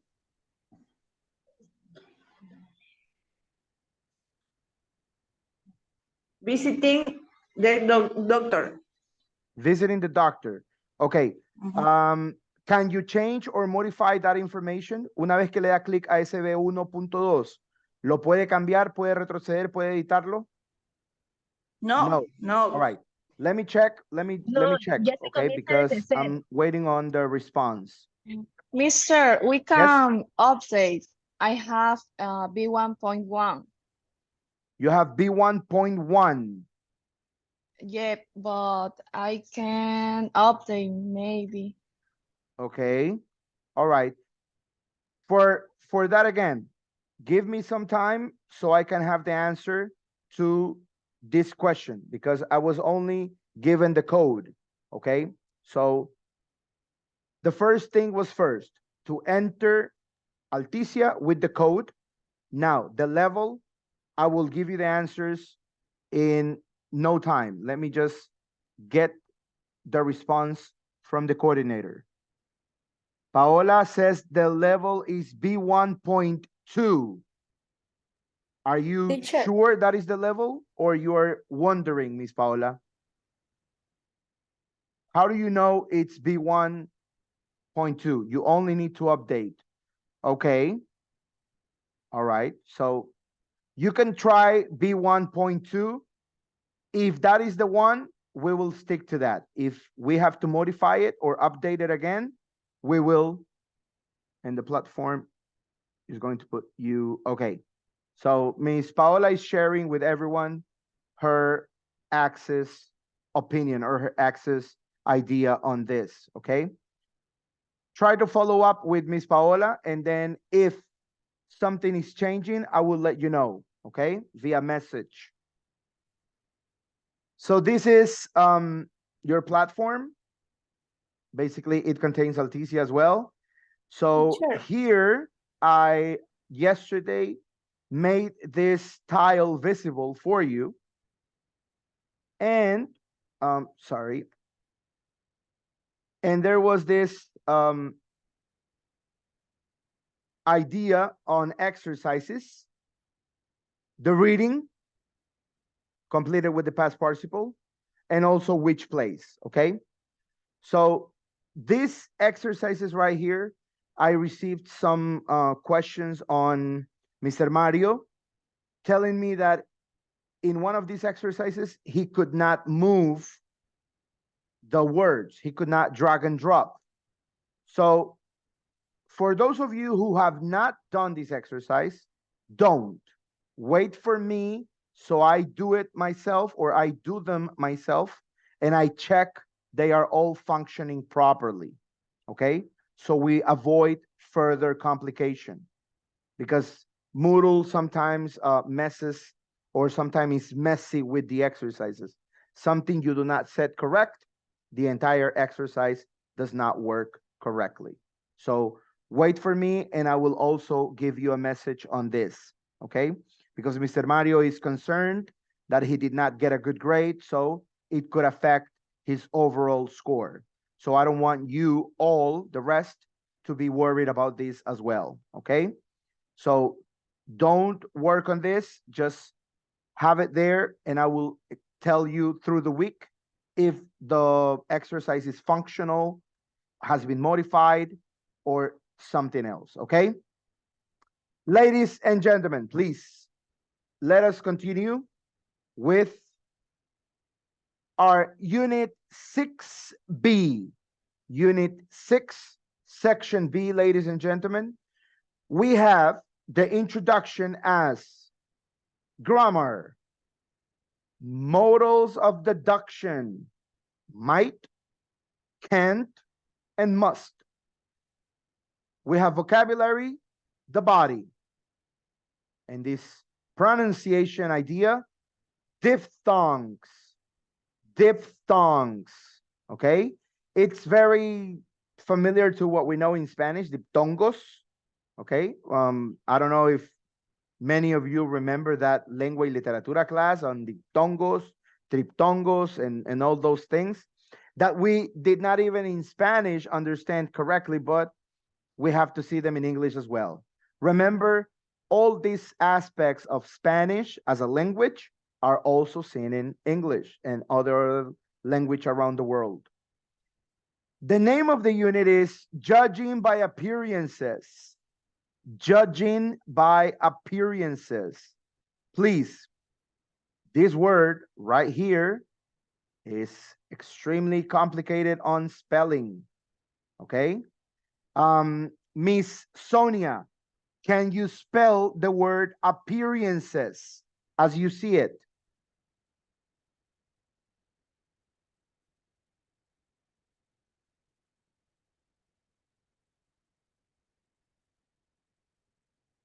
I do not see you anymore, Sonia.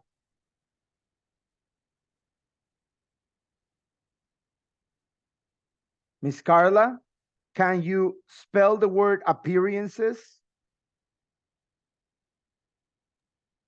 Disculpe, teacher, estaba acá con Alticia que nunca yo he trabajado con esto y me quedé aquí que no puedo y ni Okay, le presté atención. no problem, don't worry. Sonia, can you do it now? Yes, no. No, no spelling. Okay, we will make a spelling bee contest, and whoever who wins will get an extra point. Okay. Miss Dana, can you spell appearances as you see it there? Yeah. Please. A P P E A R A N C E S. All right. Very good. Excellent. Miss Kelly, appearances. Can you spell it? APPEARANCES.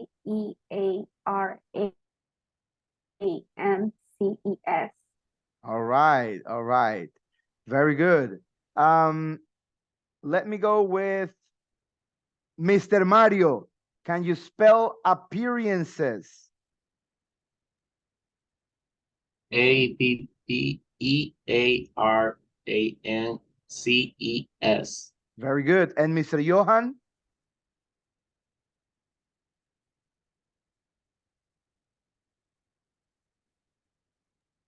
I have some problem with my internet. No problem. APPEARANCES.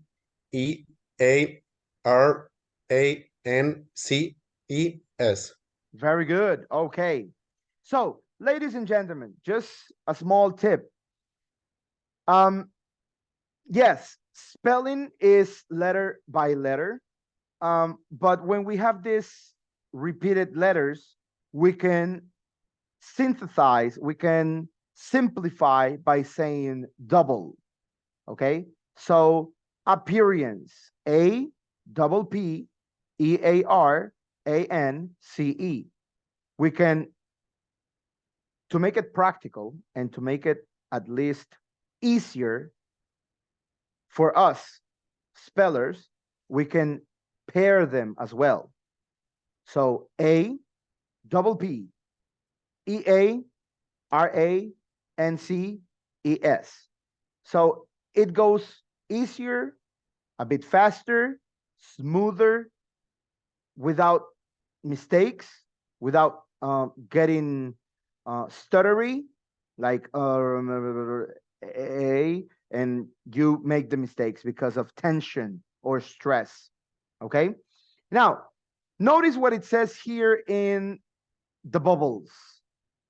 She can't be his mother, she must be his sister. No, she's his mother. She looks very young for her age. Now, notice the messages being sent. For this bubble right here, we're talking about modal verbs. The use of can't, negative of can, and must. Okay? Now, this can't right here represents impossibility. Something that is impossible. Impossible to do or impossible to happen. And this must right here is kind of a prediction, kind of an observation. It's not obligation only, but also your perception. Okay? So, Miss Kelly, could you help me with a physical action right now? I need you to yawn.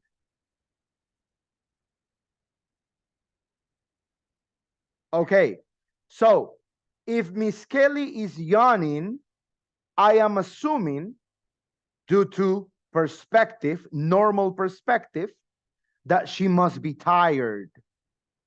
Probably she didn't sleep well. Probably she had a party. She had a reunion in her house with her friends. Anything. She had an emergency at the middle of the night. Anything could have happened. So by seeing her yawning, making that gesture and sound, we may say, or we might say, or we can say, she must be tired. Okay? So, for example, Mr. Mario, can you please remove your glasses? Take off your glasses. Okay. So if Mr. Mario takes off his glasses and his normal gesture is like this, because he does not see well without the glasses, Mr. Mario, come on, you must put your glasses on. You must wear your glasses. Okay? So in those cases, we use these modal verbs. We need to understand them properly. How do we pronounce poder, no poder? Mr. Johan, how do you pronounce poder in English? C-A-N.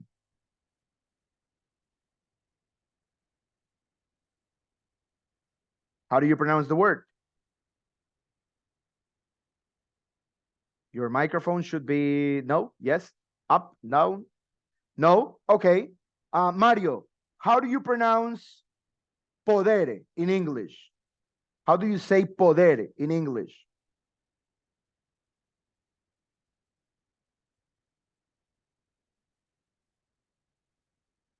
It should be right here, the affirmative form of this one. I cannot hear you. Your mic is off. Can. Okay, there you go. Say it again. Can. Oh. Are you telling me or asking me? Are you telling you? Are you telling me I- or asking me? What are you doing? You do not sound very confident. I'm Can not or can? sure. Decide. Can or Can. can? Can, you would say, okay. Miss Sanji, the affirmative form of this word right here, is it can or is it can? Is it can? Can. Can. Okay. Miss Ana Paula, how do you say this word right here as you see it? Is can't. Can't. Okay. Ladies and gentlemen, the idea is simple, to understand that sometimes some people would go with the affirmative form as can, like a small a instead of a, can, not can with an open mouth, not can, because can sometimes could be heard or understood as lata. Una lata de cola, una lata de jugos, una lata de atún, una lata de sardina. Can. Okay, can with an open mouth. Can. When you say poder, sometimes some people, me, myself included, would go with can. Can. Not can. All right? Like the Barbie can. Like the Barbie's boyfriend. Can. No es Ken, como en español seco, but can. Un poquito de inglés, un poquito gringo. All right? So that's the way we do it in terms of pronunciation. The negative form, that goes with an a, can't.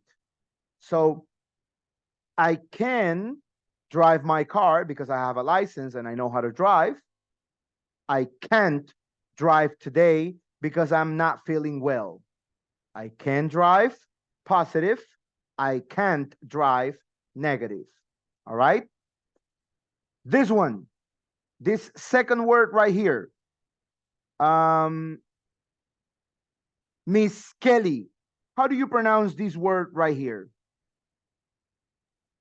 Must. Okay. Miss Julie, how do you pronounce this word right here?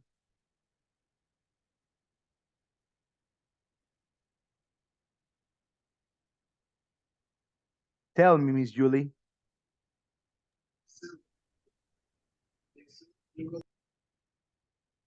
I did not hear you.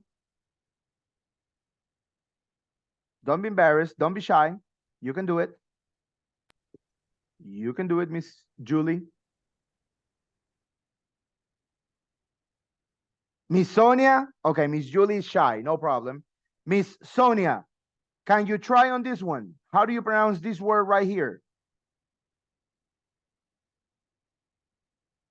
Sin miedo, vamos, sin miedo. Don't be shy. Do it.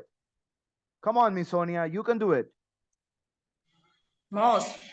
Must. Okay, all right. And I will finish with Anais. Anais, how do you pronounce this word right here?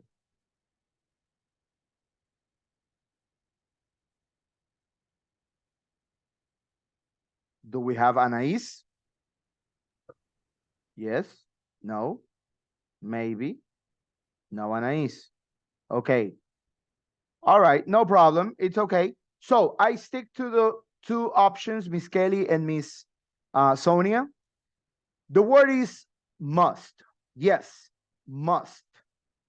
That U, we see, that letter U, we change it in sound for an must, must. Okay? Because remember, in English, we have different words. Most is not the same as must. So remember, with an O is most, with a U is must, must. Okay? So check on your pronunciation for those words. All right. Ladies and gentlemen, we have 4 pictures at the beginning of the exercise. And the title is Judging by Appearances. Now, let's take a look. Okay. Mr. Johan, could you please describe the first picture, the name and the age? Tell us. Describe the picture. What do you think? I think that Annabelle must be a student. Is happy to be in a garden. Okay, very good. All right, excellent. I like it. She must be a student on that picture, and she's happy to be probably at the garden or at the park. Okay, Miss Dana, could you describe this second picture on Martin?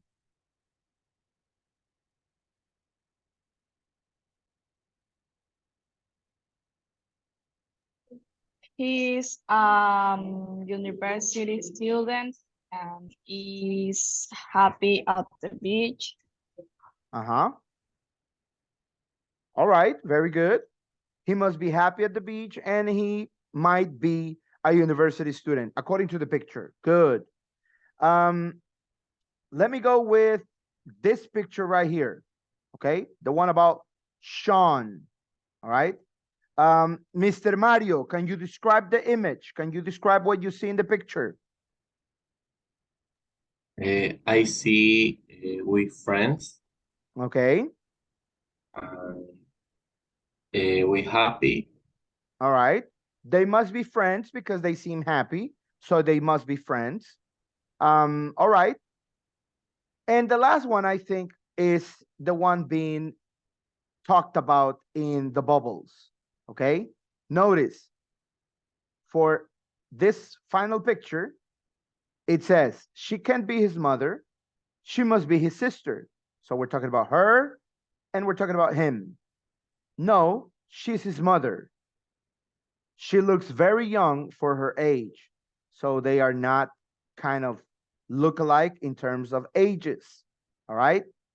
Let's analyze what the following up exercise is. We have reading and speaking on the first exercise. Answer the questions in pairs. When it comes to pairs, let's analyze them individually, okay? Do you have a profile photo of yourself which you use on social networking sites or on your ID? Why did you choose it? What do you think the photo says about you? Miss Anais, listen to my question, please. In your social networking sites, let's say Instagram, Twitter, Facebook, Snapchat, TikTok, anything, WhatsApp as well. Do you have a profile picture? Yes. Yes. Sure. Okay. Is it about yourself? Is it of yourself? Or is it like a sticker or something like that? No, it's mine. My face. Okay, it's you yourself. All right, very good, very good. Why did you choose Miss Ana Paula in your social networking sites? I believe you have a picture of yourself. Why did you choose the current picture you have?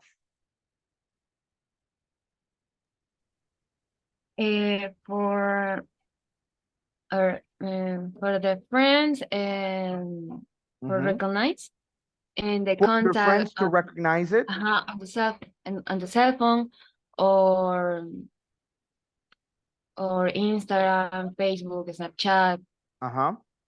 All right, very good, very good. And what do you think the photo says about you? Mr. Mario, do you have a profile picture in your social networking sites? Yes, teacher. Yes. Okay. The picture, specifically, what does it say about you? It says you're a happy person. It says you're married. It says you're single. What does it say about you? To be a happy person and spontaneous. Spontaneous. Yes. Okay. All right. Good, good, good, good. Now, I'm friendly. and friendly. All right. Very good. You're kind. You're nice. All right. You're good to be around. Very good. Now, we are going to look at 4 profile pictures, 4 profile photos. Why do you think that people have chosen those photos? Let's see the photos. Let's see what the photos are. Okay.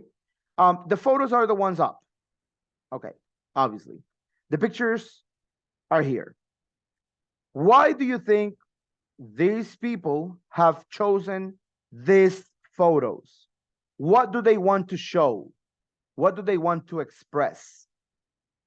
First, Annabelle 27. Is this the picture of a 27-year-old girl? Of a 27-year-old woman? What do you think? Do you think the picture is according to the age?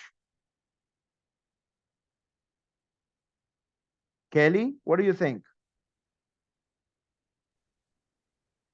I think that maybe she forgot to update the photo. Maybe she forgot to update the photo. So she's trying to play us to make us believe she's Maybe. still a girl. Look at that face. It goes with the name, Yeah, Annabelle. she looks to, yeah, but the age, I'm that age, and I don't look that younger. You are as that she age? does. Okay. That's a subtle Yeah. way to say your age, and a subtle way for me to ask you how old you were. Very good. Excellent. So you're this age and you don't look this young, because this is, I believe, the photo of a child. That's why Yeah. you say she has not updated it, right? Yeah. Okay. All right. All righty.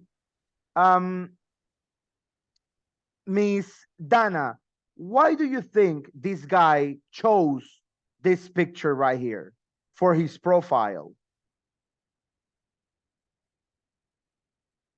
I think he must be a young man, Okay. university student, and a person who loves travel the world.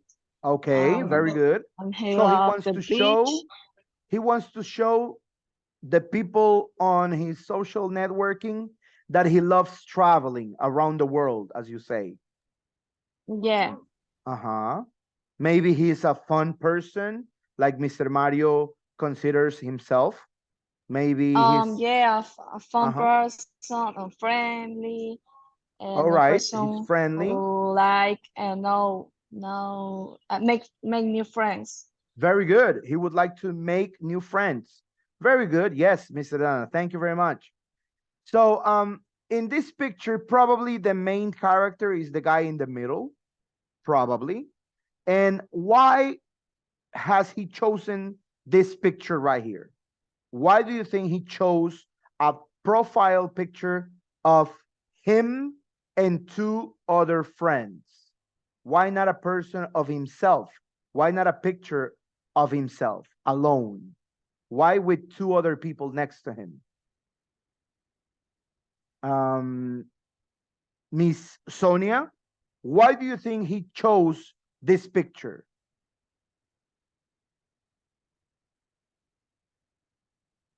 No? Yes, maybe. Try it, Miss Sonia. I will give you time. I will skip on you right now, but I will go back to you. I want you to tell me why you think he chose this picture for his profile. Okay? Give me opinions, give me ideas, and I will go back to you. Mr. Johan, why do you think this picture is the profile picture? If we're talking about him, the man, why do you think he chose it? If we're talking about her, the woman, the girl, why do you think she chose her? Tell me your ideas. Because they are boyfriends. Okay. They are a It's- couple. They are boyfriend and girlfriend.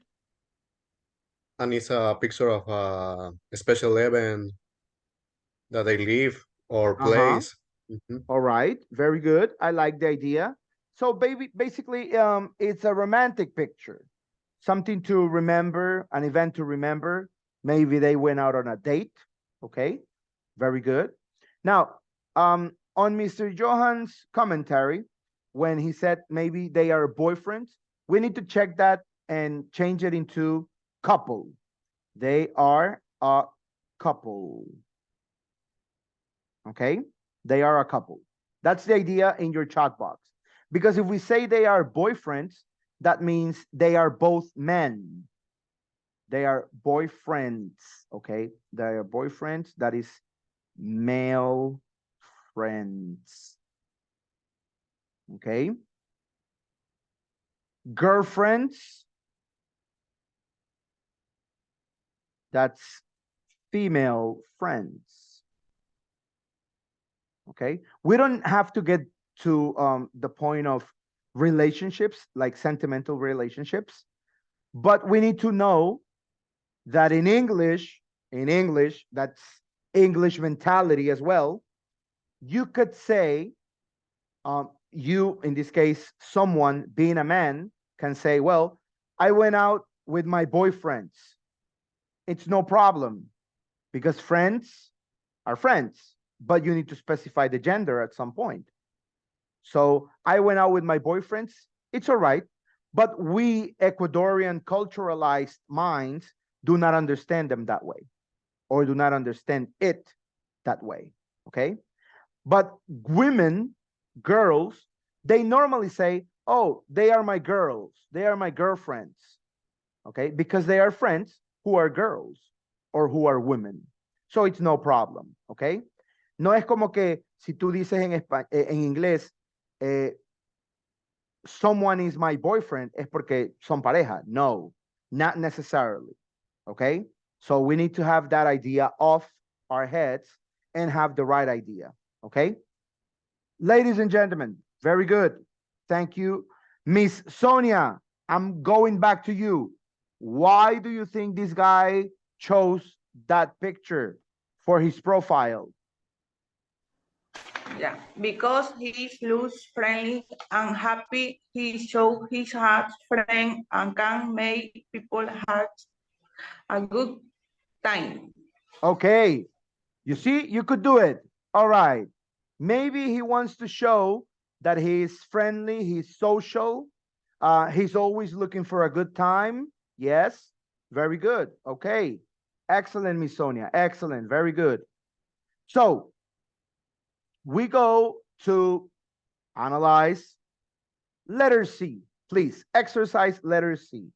We have an article on the right side of the page. What does your profile picture say about you? That is the article. You are going to read it and complete it with the headings below. You have 6 headings, 6 headings in light blue. We're going to complete this article with the headings, okay? Then look at the 4 photos again. Which of the 12 categories do you think they belong to? Okay, let's analyze. The article says, what does your profile picture say about you? Whether it's a photo of you on a night out or of you with your newborn baby, the image you choose to represent you on social networking sites says a lot about you. Profile pictures on Facebook and similar sites are the visual projection to friends and family, or who you are and what you are like. On Twitter, where people follow both friends and strangers, profile pictures are smaller and perhaps more significant. They are often the first and only visual introduction people have to each other. So, what does your profile photo say about you? Okay. You have to use one of these headings to complete this article, to complete it for yourself. So if, for example, Mr. Johan has the photo of him as a child in his profile, he will have to explain why he has that photo. Okay? And what does it say about him? So he has a photo of him as a child because it reminds him of the way he was, a little boy, a little kid. He wants to remember his childhood, okay? And what does it say about him? It says that he was a nice person and still is a nice person, hasn't changed a lot, still has the same face, etc. Okay? That's what I want you to do. Please take 5 minutes to complete this article with one of the categories here. Okay, with one of the headings here, so you could do it. Please take your time, ladies and gentlemen. You can use your notebooks to complete your ideas.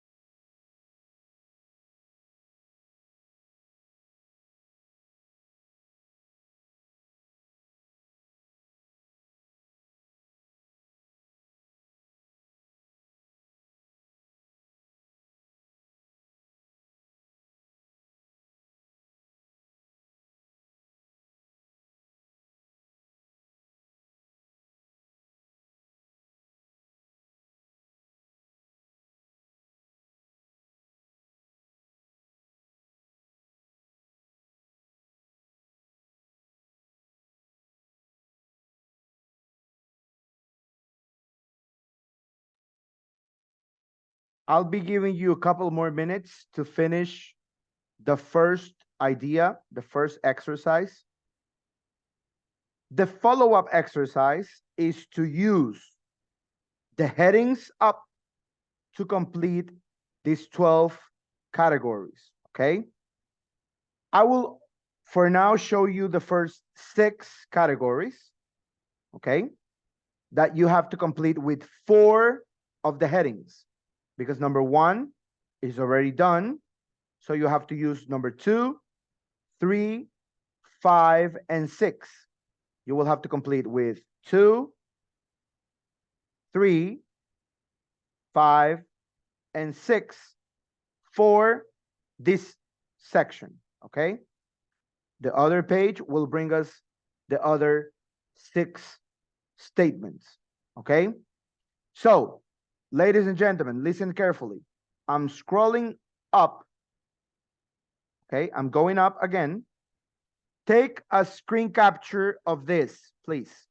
Get a screen capture of these 6 headings, all right? Quickly here, take a screen capture of this, so you can complete right here, all right? Sorry, went too far. It's 1, 2, 3, 4, 5, and 6. There we go. Okay, so according to communications consultant Terry Prone, there are 12 categories that cover most types of profile pictures. According to communications consultant Terry Prone, there are 12 categories that cover most types of profile pictures. Number 1, the professionally taken photo. Mr. Johan, could you read number 1?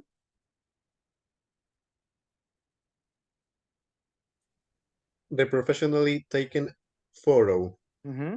Use social media mainly for designs or career purpose. Mainly for business or career purposes.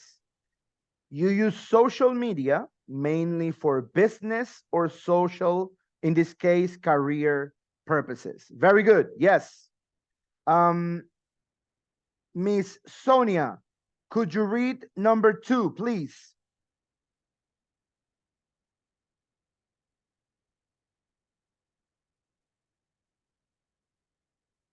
Are we there with Sonia? Miss Dana?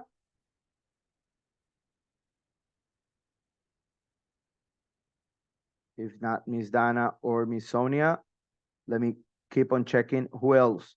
Miss Kelly, could you help us with number 2, please? You want to show that you have achieved in your family life and are generally more interested in a response from women than for men. Very good. You want to show what you have achieved in your family life and are generally more interested in a response from women than from men.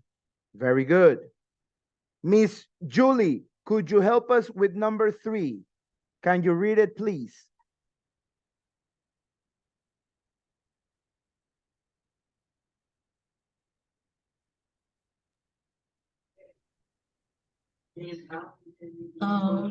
You see your other half as the most important thing in your life, and you see yourself as as one half of a couple. Very good. Excellent, Miss Julie. Thank you.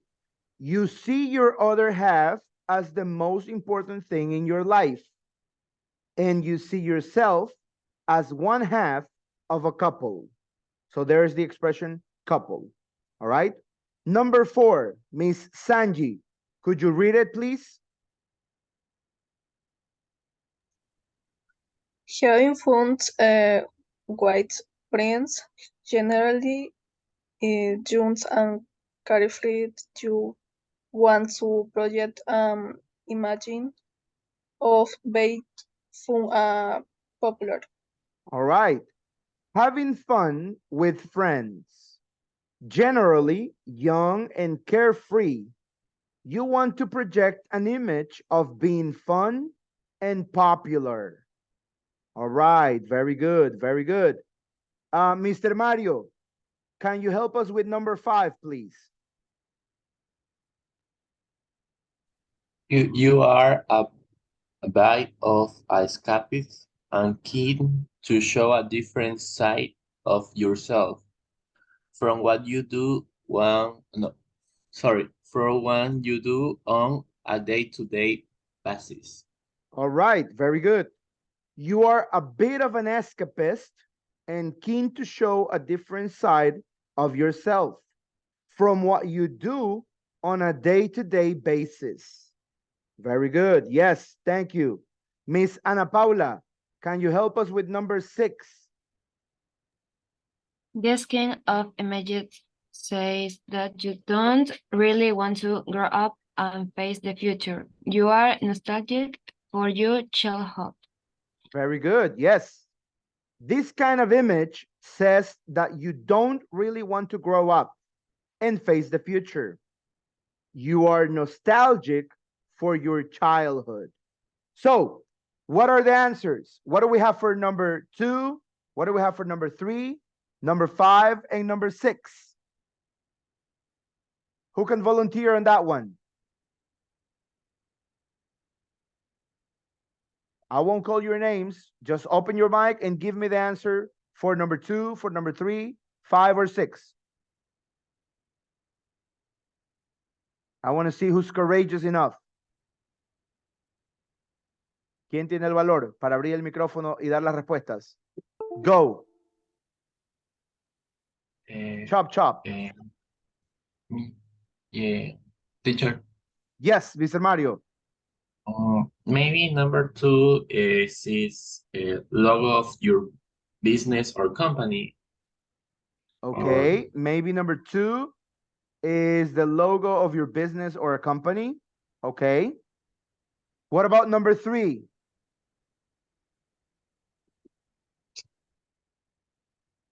Who can volunteer on number 3?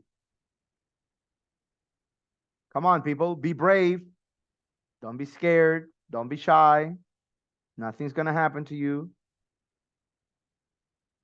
It's not like you're going to be killed or something. Just go for it. Miss Kelly, I see you eager of opening your mic and telling us the answer.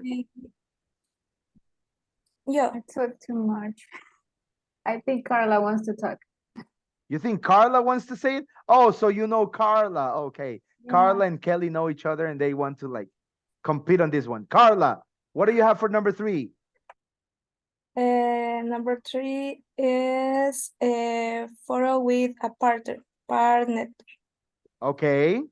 All right. All right. Miss Anais agrees with her head. She's nodding. All right. Miss Anais, can you help us with number 5? Or you're going to throw the ball at Miss Kelly, like you're playing ball throwing like.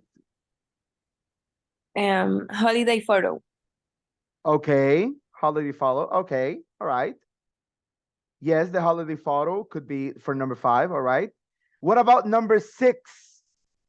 Who's got the answer to number 6? Who can do number 6? Who can do it? Show me, show me. Miss Ana Paula, Miss Kayla. Is photo with your baby or child. Okay, the photo with your baby child. Okay, with your baby side. Okay, all right. Okay, we will check. Let's move on to 7 onwards. Okay, so we have 7, 8, 9, 10, and 12, obviously. Okay, let me just small you down there. Okay, so we have 7, 8, 9, 10, 11, and 12. All right. We have a caricature. A caricature. That's what we have. Using a caricature is a way of saying that your image isn't rigid and that you don't take yourself too seriously. Okay? Who can help me with number 8? Who can read number 8? Miss Sanji, could you help us reading number 8? Photo related to your name, but no, actually, you a shop since or product labeled for example, Mhm. you want to be in the identifiable, No worries. but you felt your name is more important than what you look like. Okay, very good. So photo related to your name, but not actually you. A shop sign or product label, for example. You want to be identifiable, Miss Angie, but you feel your name is more important than what you look like. Okay. Number 9, photo related to your political beliefs or a team that you support. Photo related to your political beliefs or a team that you support. You think, number 10, you think that showing yourself with a well-known person will make you seem more important. Sonia, can you read number 11? Don't tell me no. Don't tell me no, Sonia. Please read it. Number 11.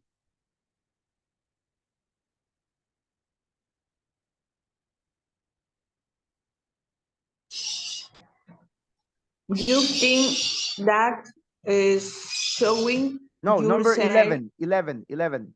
Self-portrait. alone. Yes.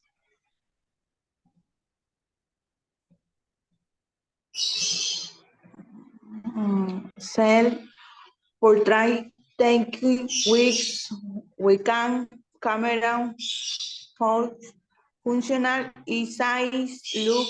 I don't drink to take me as I am. Very good. Yes.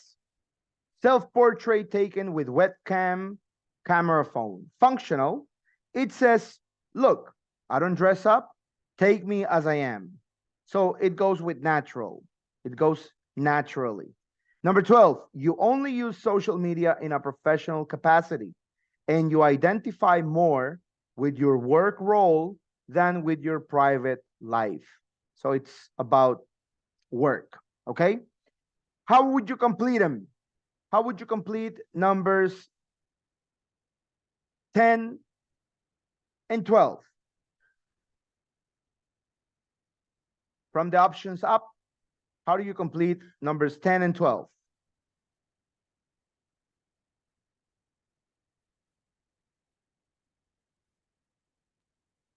Then is photo with celebrities. Okay, number 10 is following celebrities. Okay. And what about number 12? 12. 12 is logo of your business or company. Logo of the business or company. Okay. All right.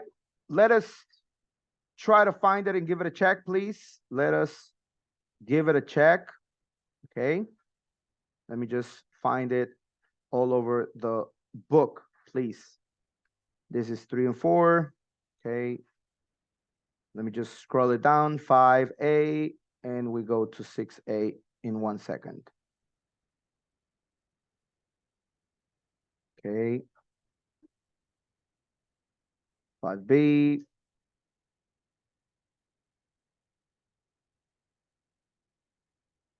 The scrolling on this ebook is killing me. Okay. We are on 6A, and let's go to 6B real quick. Okay, we did the reading, we did the review, and here we are. Okay. 6B, ladies and gentlemen, 6B. This is what we have on 6B. Okay. Reading and speaking, ladies and gentlemen, we have the appearance exercise, okay? We have the appearance exercise right here.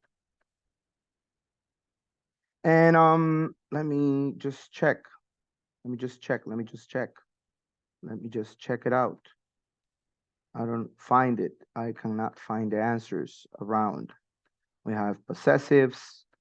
We have make sure, okay, we have it does not look like for the highlighted phrases, Annabelle, okay. Let me just go back here. Okay.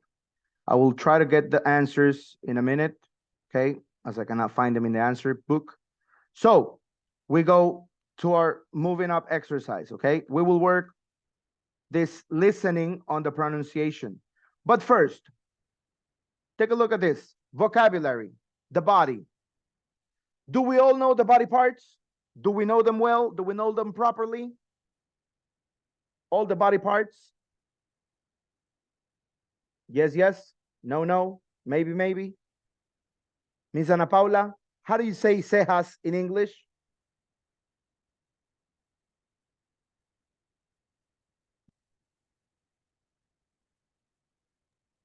How do you say that I'm in just English? probably excuse me? How do you say cejas in English? I don't, Okay. no recuerdo. All right, you do not remember, no problem. No problem. Miss Kelly, cejas in English? Eyebrow. Your eyebrows. Yes, eyebrow. Okay. Good, Miss Paola, yes. All right. Mr. Mario, how do you say frente in English?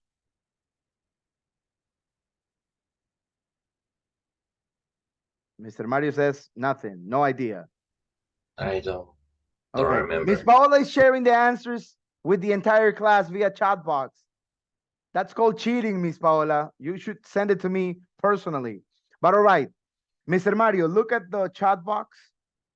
When we say frente, we have forehead. Okay? Forehead, that's frente. How do we say pestañas? Mr. Johan, how do you say pestañas in English?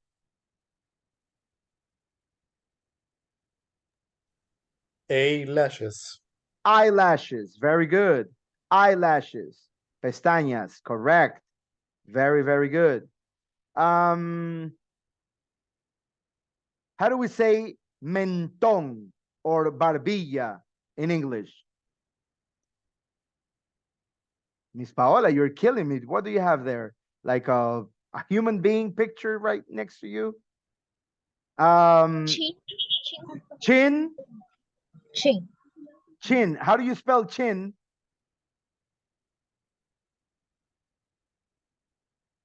How do you spell it? For the person who said chin, how do you spell it?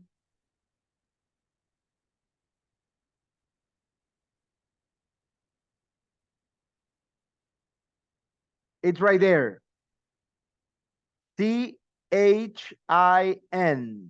Chin. How do we say mejillas? Mejillas, cachetes. How do we say that? Cheeks. Cheeks. All right. Cheeks. Very good. Very good.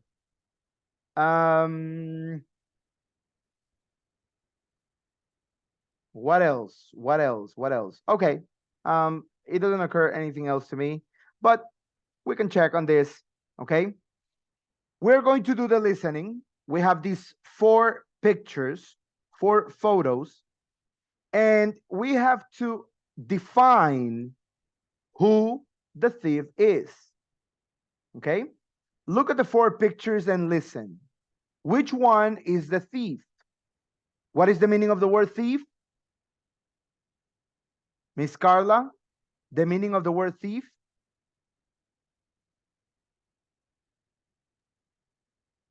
I don't know. No entendí. Okay. Miss Kayla, the meaning of the word thief? Ladrón. Very good. Yes. A thief is someone who steals. Yes, Miss Paola. Yeah, you're like asking me and telling me at the same time, Miss Paola. All right. Yes, Miss Kayla. Excellent. So, thief is the person who steals. Now, there are many crimes in English, okay? So it's not only thief for anyone or everyone.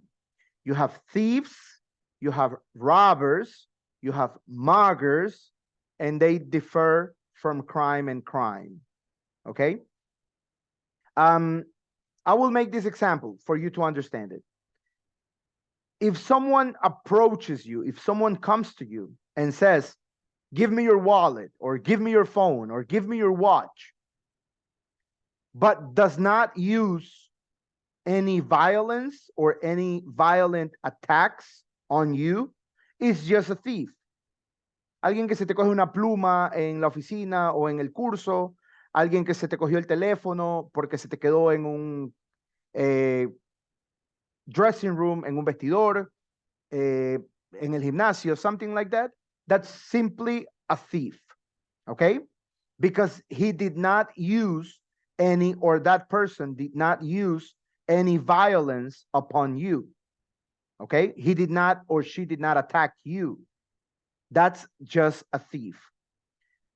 A mugger is the person who steals from you using violence.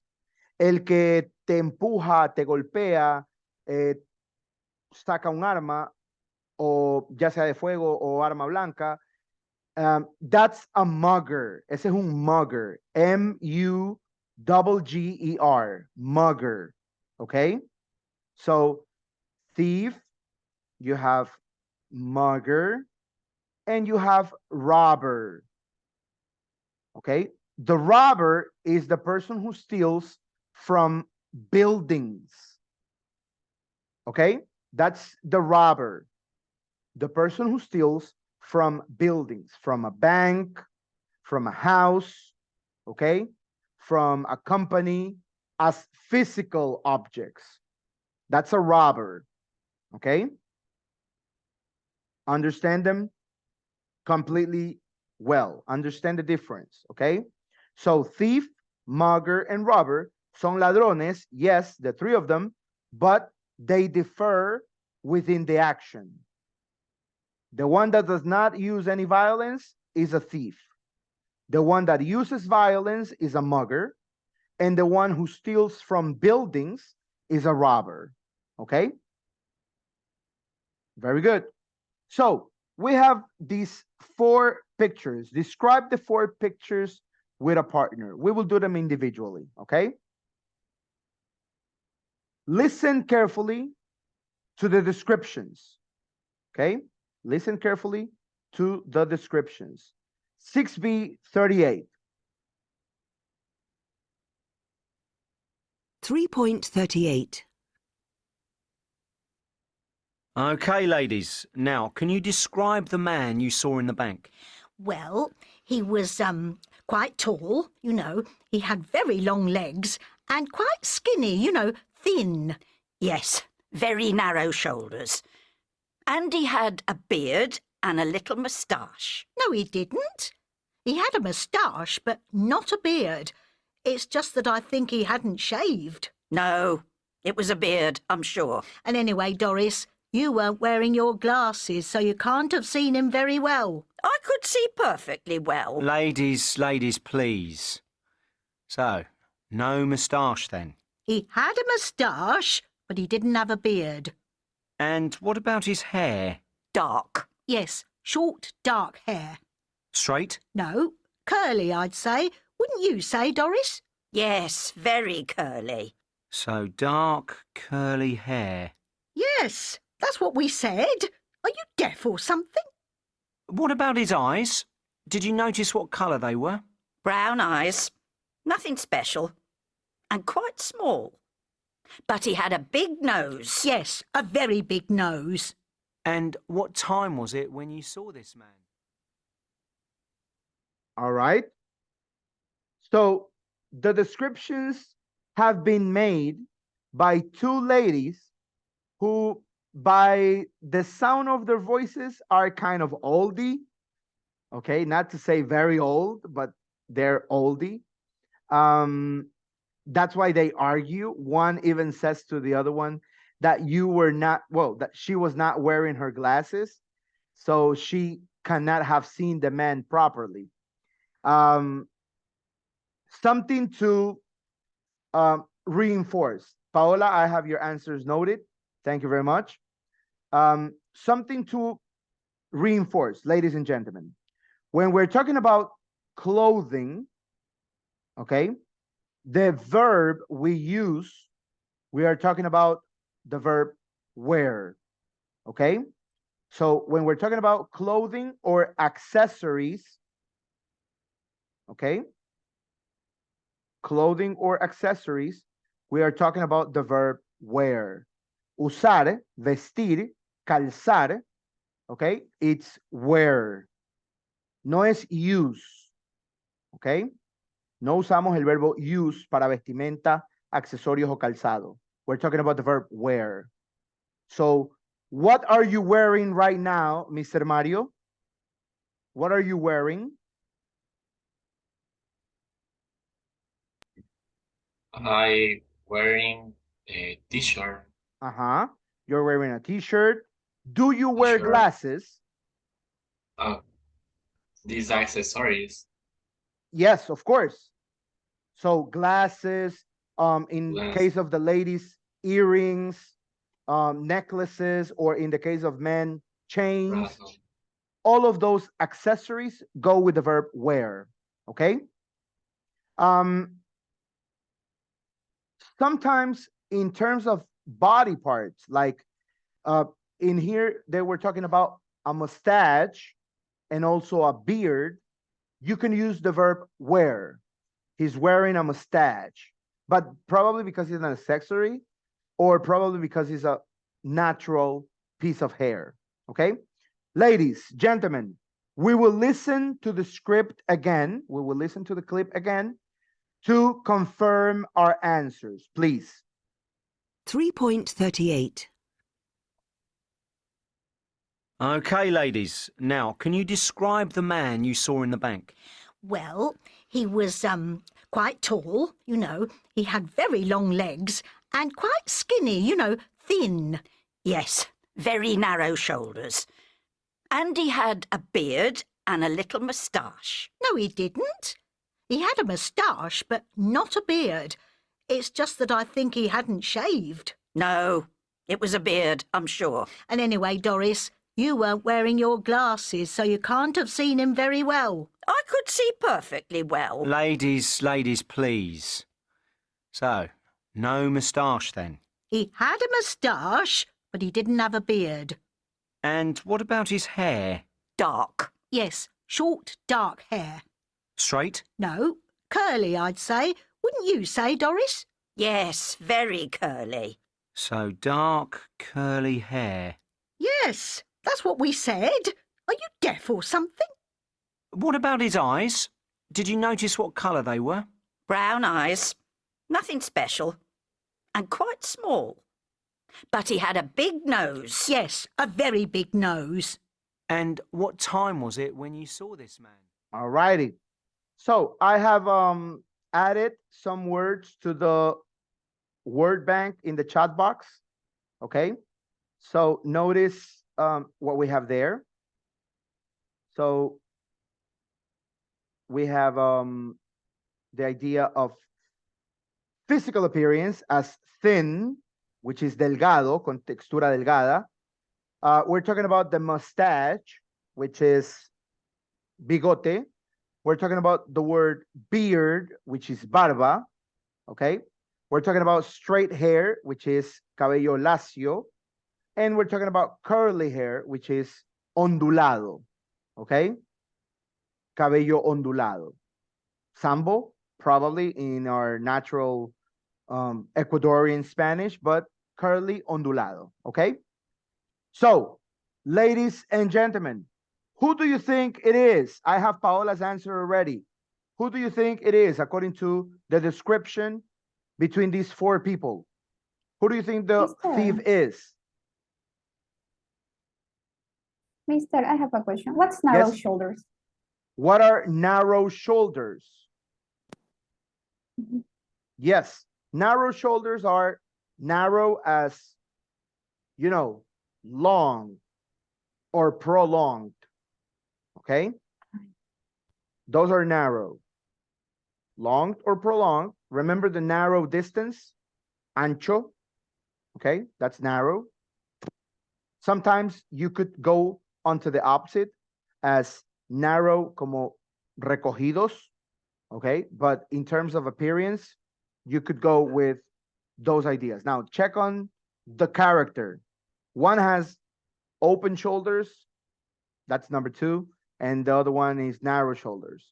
So who do you think it is, ladies and gentlemen? Mr. Johan, who's the criminal out of the 4 people in the pictures? I think that is number 3. You think it is number 3. All right. Miss Carla, what do you think? Picture 3. You agree? You think, oh, you go with picture number 2. Okay. 3. Oh, 3 as well. Miss Ana Paula, what do you think? Also 3. Also 3. Miss Julie, the deciding vote. Who do you think the real criminal is? 1, 2, 3, or 4?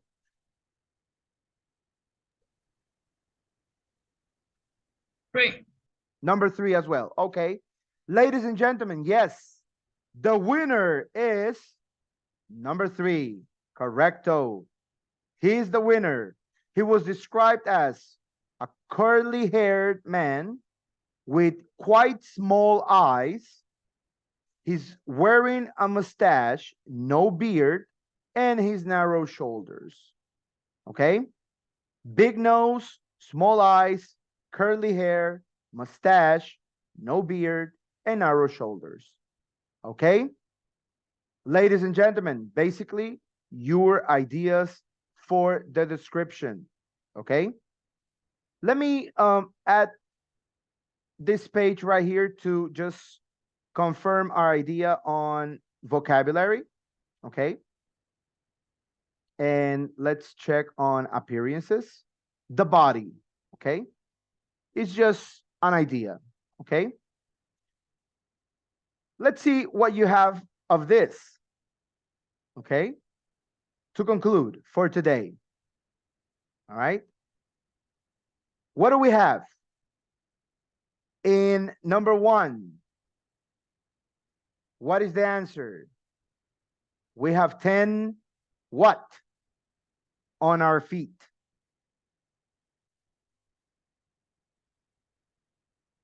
You use your to chew food. No searching, Miss Kelly. No cheating. Hands up. All right, there you go. There you go. All right.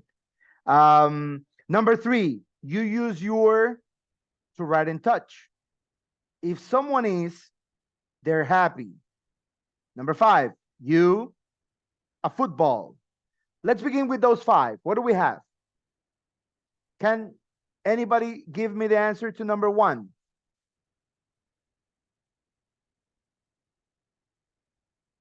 Mario, can you give us your answer to number 1? Fingers. Fingers, he says. All right, fingers. Mr. Johan, can you give us your option to number 2?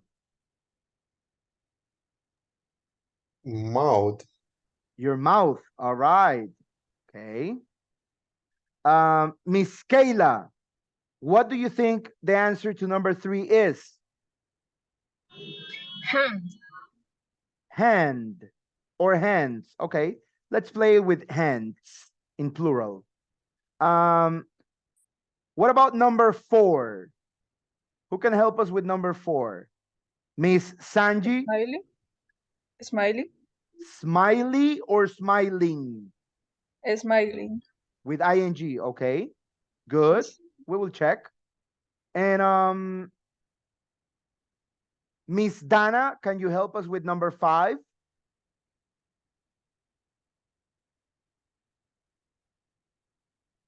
No, Miss Dana. Miss Kelly, number 5.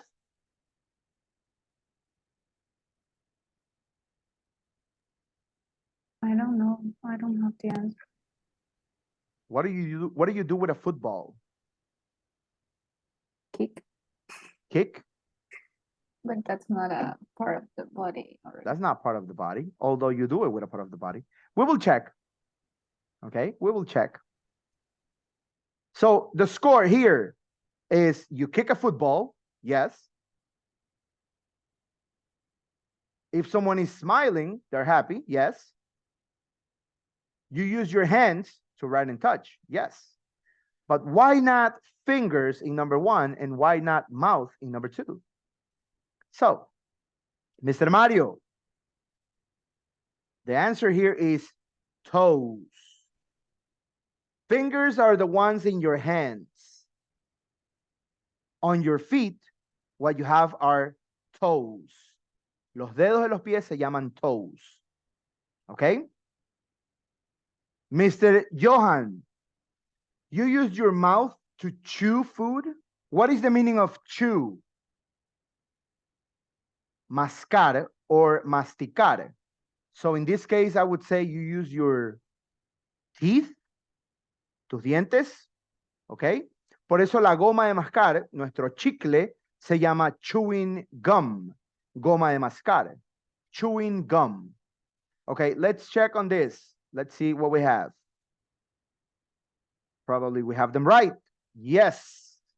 Okay. So, toes, teeth, hands, smiling, and kick.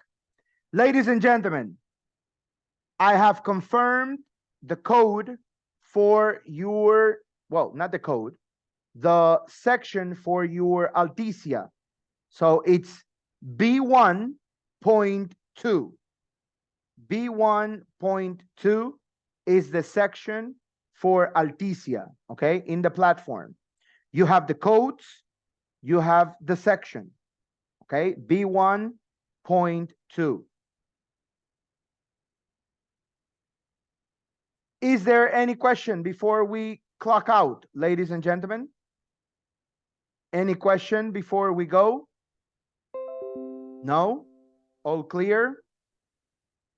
Please, wait for me until tomorrow or Tuesday to give you an answer on Moodle, on the platform exercises.